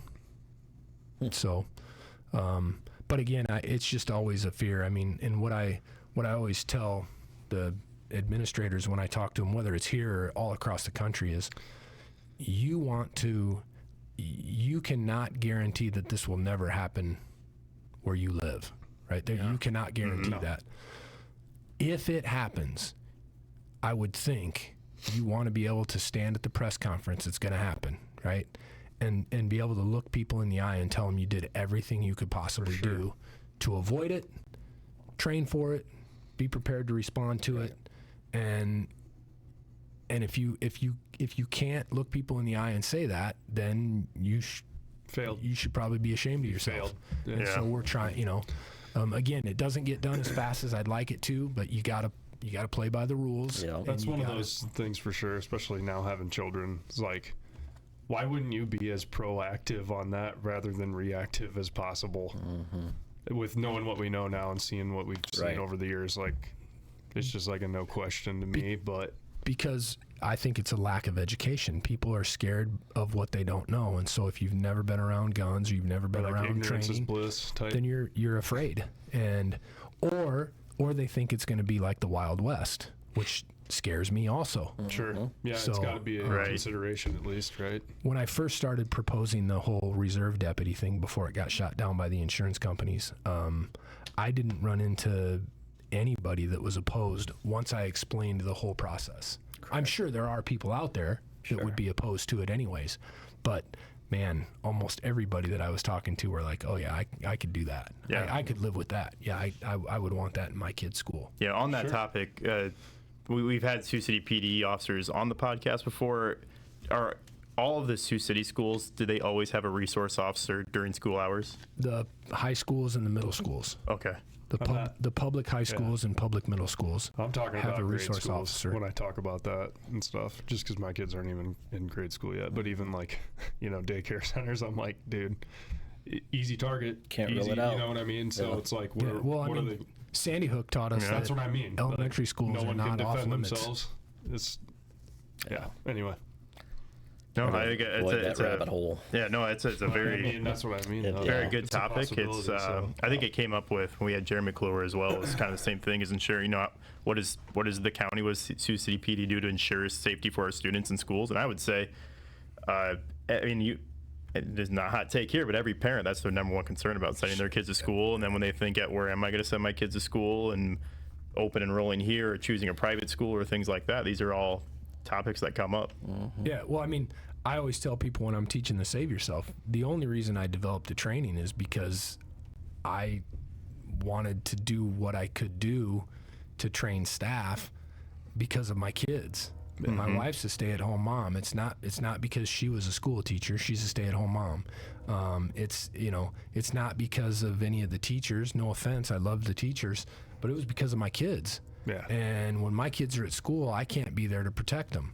And so my biggest fear was that my wife would take one of the kids to Nodland Elementary School and not pick them up because somebody went in there and killed one of them for no reason. And that just wasn't anything I could live with. And I know I'm not the only parent that would fear that. I think that's every parent's worst nightmare. And so what are we going to do? We do, and look, the resistance now to the training is almost zero. When I first started doing it in 2014, 2015, I had to convince districts to let me come in and do the training for their staff. But I one of the things I would say is you're already doing training for mass casualty incidents. You do fire drills, you do tornado drills, you do all these things that if it happens, it will be catastrophic if nobody knows what to do. Well, this is the same thing.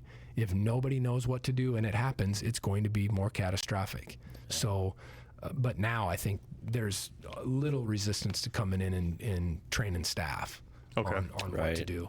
Yeah.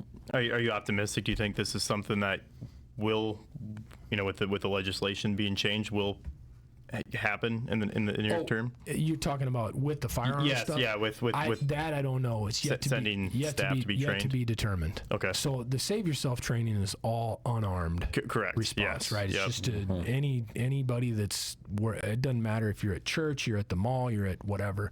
What to do. That's the training that I'm saying now. There's almost no resistance. People they want to know, and I think what made the program so successful is we did not focus at all on fear. We focused on empowerment. Like there are things you can do that are really simple that will greatly increase your chances of survival. You just got to know what they are and be able to do them very quickly. Yep. And so when we were going out and talking to educators, they at first it was always like scared, not sure. By the end of the 4-hour training, they're wanting to run through a wall, because we're empowering them. Like, no, you don't have to be a passive victim. There are things you can do to try and save yourself. Correct. So we're going to continue to focus on that. That the arming, having somebody that's properly trained and vetted, that's just one of the things that I think would supplement that and make it better. Because we're still doing the Save Yourself training in all the schools. Yeah, sure. So Very nice. What do you do when you're not sheriffing? Yeah, it's good. yeah, what do I do For those 10 minutes, the 10 minutes out of the day. Well, like I said, my wife and I, we've got 5 kids. We've got they're I didn't know if we would ever get to this point, but they're starting to move out now. And so we have 2 that are at college, 1 that's out of the house and working full time. Still got 2 left at home.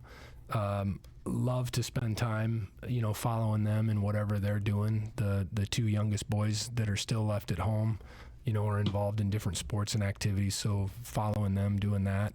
When the other kids were at home, they were in dance, and one was in show choir, and one was, in other sports and motocross and stuff like that. So, just the kids have always kind of been the center focus of what we do. But me personally, I love to fish.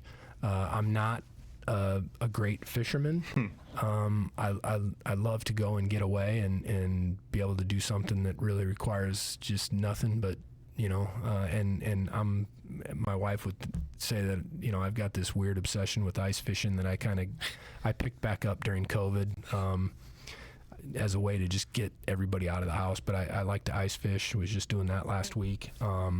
So I like that. I was for a while playing in a band, singing in a band. I haven't done that much since Not anymore? Are you retired or semi-retired? Or? It's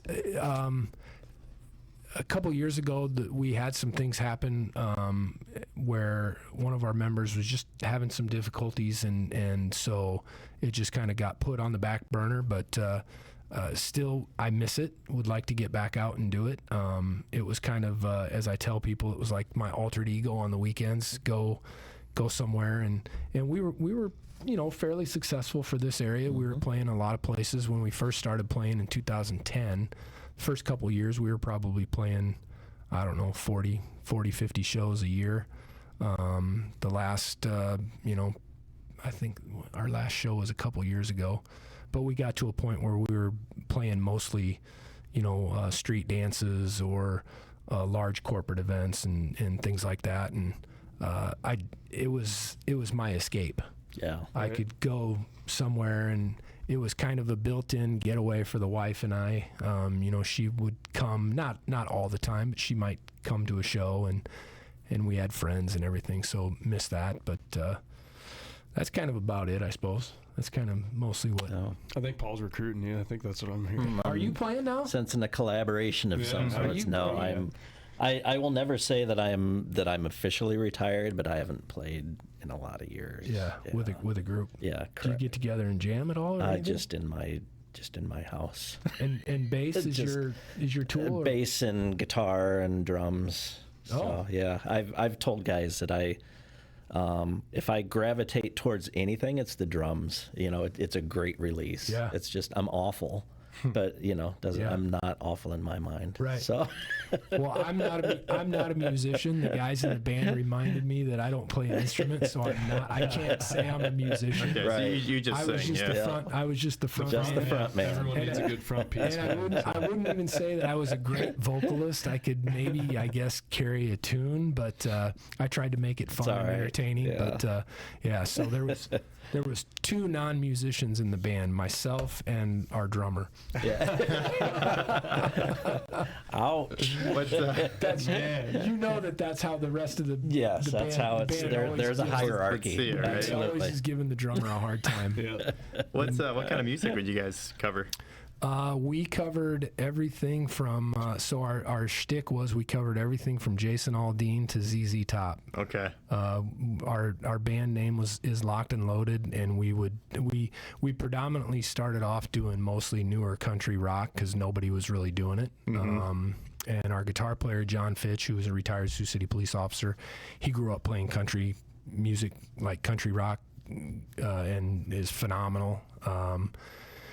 And so that's kind of what we started doing because it made it easy for us to really get a lot of bookings. It was super popular in 2010, and so John's sister Jen was a vocalist. Her and I did a fair amount of the singing, and then a bass player, and then we ended up a drummer, and then we ended up adding a keyboard player. And so I think Jerry came on with keys after a couple years. So for about 10 years we were does that make us a 6-piece? 4 instruments and 2 vocalists, but we would do whatever. The joke was always that we would do whatever ladies would dance to, because if the ladies were dancing, the guys stay, and if wherever we're at, if it's full of people, we can make more money. And if whether it's a bar or street dance or whatever, and so that's just what we, after time you start learning what everybody wants to hear and what they want to dance to, and so we might go from Michael Jackson to Johnny Cash to whatever. It's like a touch tunes. Yeah, all over the place. Kind of whatever. But predominantly that southern rock and country rock was the meat and potatoes of what we did. So Very nice. Marshall Tucker and BTO and some Eagles and Jason Aldean and all the current, country rock stuff. Very nice. Very good. So You mentioned you had a kid that likes to throw the football around. He said he's going to a camp here soon. And yeah, we just got back from one. Liam is a freshman at East High School, and he's right now. I've heard they love him. I think he's got quite the arm. Oh well, he's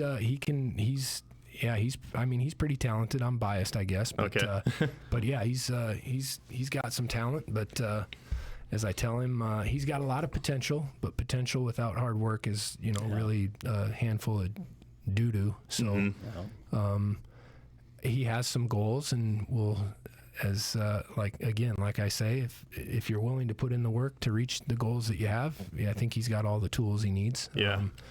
I played quarterback, and so people that were around when I was playing will say, "Oh, is he as good as the old man?" And I'm like, nah. He's as a freshman, he's ahead of where I was in college. He's faster, he's bigger, he's stronger, he can throw it way farther, but we also didn't throw the ball. So It's a little bit, not everyone runs this spread RPO. Yeah. If you're not motioning 3 times before the snap, you're already behind. I just had to hand the ball off to guys that were big and fast. Any of your kids mentioned or flirting with the idea of pursuing law enforcement? Yeah, and are you encouraging that or pushing them away from it or letting them decide on their own? All the above. Yeah. Scout is interested. Scout's the one that he'll be 20 in April.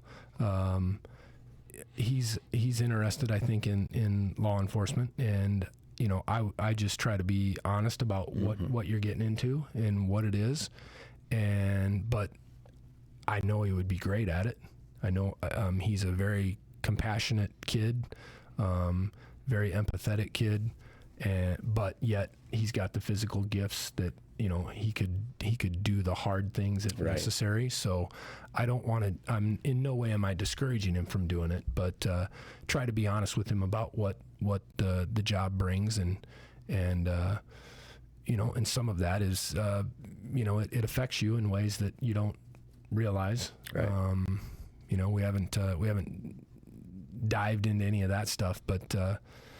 I was just having a conversation with a couple of the guys at work, and this job isn't this job or the fire service job. We were talking about a guy during break who does some PTSD trainings and stuff. This job, if you're in any area of any kind of size, after several years, you're not the person you were when you started. Correct. And so I want to be honest with him about that, and but I'd be proud of him if he went into it, and I'd be proud of him if he didn't. Yeah, exactly. So, but I think he's the only one. Now, I don't know about Liam and Bennett. They're still young enough. I don't know. The girls haven't showed any interest in it, but that's all right. Mm-hmm. Yeah, they'll find their way. Absolutely. Yeah. Figure something out. Yeah. A question I like to ask on the podcast is like, did you have a welcome to the law enforcement moment? And I guess what I mean by that is like a wake up, oh, this is the real deal, and then maybe like a funny story in there, maybe an emotional call. Yeah. So the wake up moment was also an emotional moment. I was new to South Sioux, and I got called to a guy who was harming himself in his own garage. He had cut his wrists and cut his arms up real bad, and he was laying there almost dead, bleeding. And his son had found him when he come home from school and opened this garage door and found it. And when I got there, they were about the same age difference as I was from my father. And it was the first call where I was just like, wow, like this is crazy. I feel so bad for this kid, feel so bad for the dad, that the dad would do this knowing that his son was going to come home from school and find him. How bad is what's going on in his life, that was the choice that he chose. And that was kind of that was one that kind of shook me early on. I was brand new. I don't know that I had been there for very long. And then later I had a call in Dakota City where a young child was died in a fire of smoke inhalation, and I happened to be the first one on scene, and the guardian, the grandmother, was trying to get back into a house that was fully engulfed, and I kept her from going back in. In hindsight, it was a good thing because the child was not where she thought it was, and they both would have died. But they ended up handing the child out the window to me and doing CPR on a like maybe about a year and a half old child. That was one that kind of shook me. Mm-hmm. And those two things were probably why I got involved in critical incident stress management debriefing stuff. When I came over to the PD, there was an opportunity to get involved. I think in around 2002 maybe is when I first went through the training and became a critical incident debriefer. Just because we didn't really do it there wasn't much of it for me when I went through those things, but I knew the impact that they had on me, and I knew how they impacted me even when I got home. And some of the negative stuff of, that impact that it has when you're dealing with those traumatic incidents that family, you want to shield them from that. but yet if you shield them from it, they don't understand why you're irritable or angry or want to be left alone or whatever. And so those were probably two of the kind of emotional things early in my career. I mean, I've had a bunch of them since then. I can tell you one of the other, after I had decided that I was going to retire, I went on a call, would have been probably about 2 weeks before I was working my last shift, and it was a young baby had died of, I'm assuming, SIDS or positional asphyxiation, and it was only about 3 or 4 blocks from my house, and the family was so distraught. And I just remember going home and telling my wife, I'm never going to have to go to another one of these calls again. And I'm so thankful that I'm never going to have to go to another one of these calls.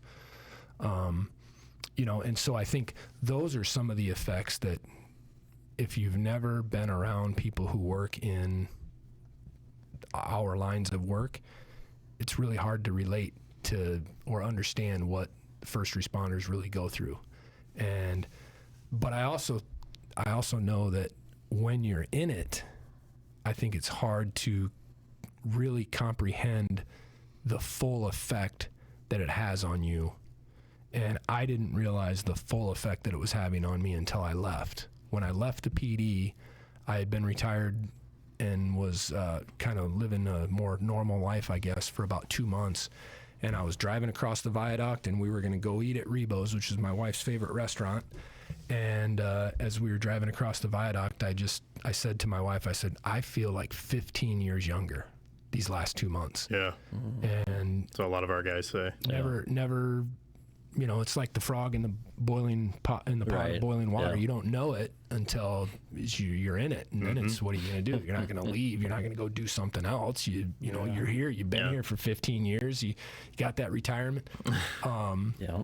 So I think overall our professions, we've certainly done better over the last 30 years at some of the stress and the mental health side of things. And, you know, we need to continue to do that and be understanding of each other and know that, you know, people bring in their whole life experiences when they come to this job. And when you see something, it may not be traumatic to you at all, but I might have witnessed something that was similar as a child, and it strikes me, and I got to walk away because I can't even hold it together anymore. And you know, 30 years ago they would have been calling you names, and you know, you wussy, and I think we're better now, but we need to continue to do that. Your other question was funny ones. I mean, there's so much stuff that is funny over the years that happens that I can't even I can't remember them, or they're not appropriate to tell over a public podcast. Most of the really good ones, but like I've told people, this job is it's the front row seat to the greatest show on earth, and you see it all. I mean, you know, I know you're laughing because you know exactly. You see the world for what it really is. Good, bad, ugly. It's all out there. And fortunately, most people don't ever have to see any of it. Right.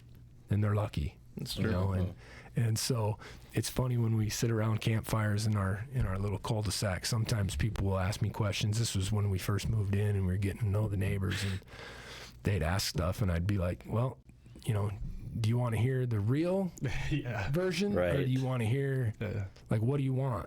And then, you know, oh yeah, we want to hear. Well, you tell a couple of real stories, and then they're like, nah, yeah, we're good. We're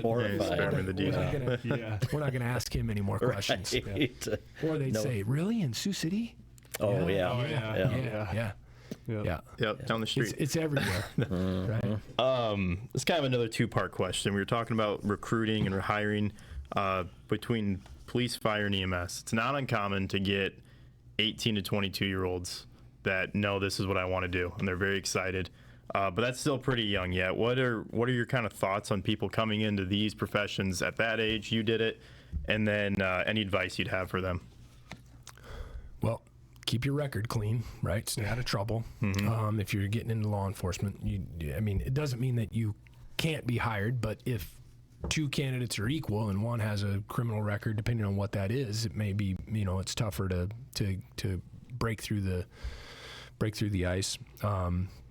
But there's opportunities for, you can go into the military, you can go into the Guard or Reserves, you can do like Western Iowa Tech. I'm talking more specifically law enforcement. They've got the program at WIT, the police science program. If that's not for you, go live your life, get some life experience, and when you're old enough to start applying, apply. There's, again, for me, I'm looking to hire personalities. I want good people who have some different life experiences, who can think on their feet, who can adapt to different situations. So there's really not any one particular path that at least for me, what I'm looking for. If you're the person that college isn't for you, classrooms aren't for you, go work a job, go get some life experience. Everybody's different life experiences come into play when you get into this line of work, and I'm sure it's the same for you guys. But for us, you've got to have some different life experiences, and if it's really what you want to do, you'll find your way there. Yeah. Oh. No, I just you talk about your experiences from like leaving, like looking in the mirror and being like, man, how am I gonna do this?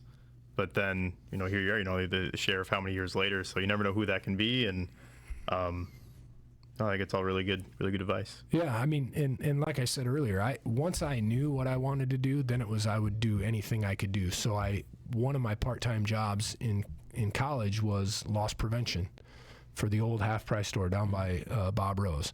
So I did that.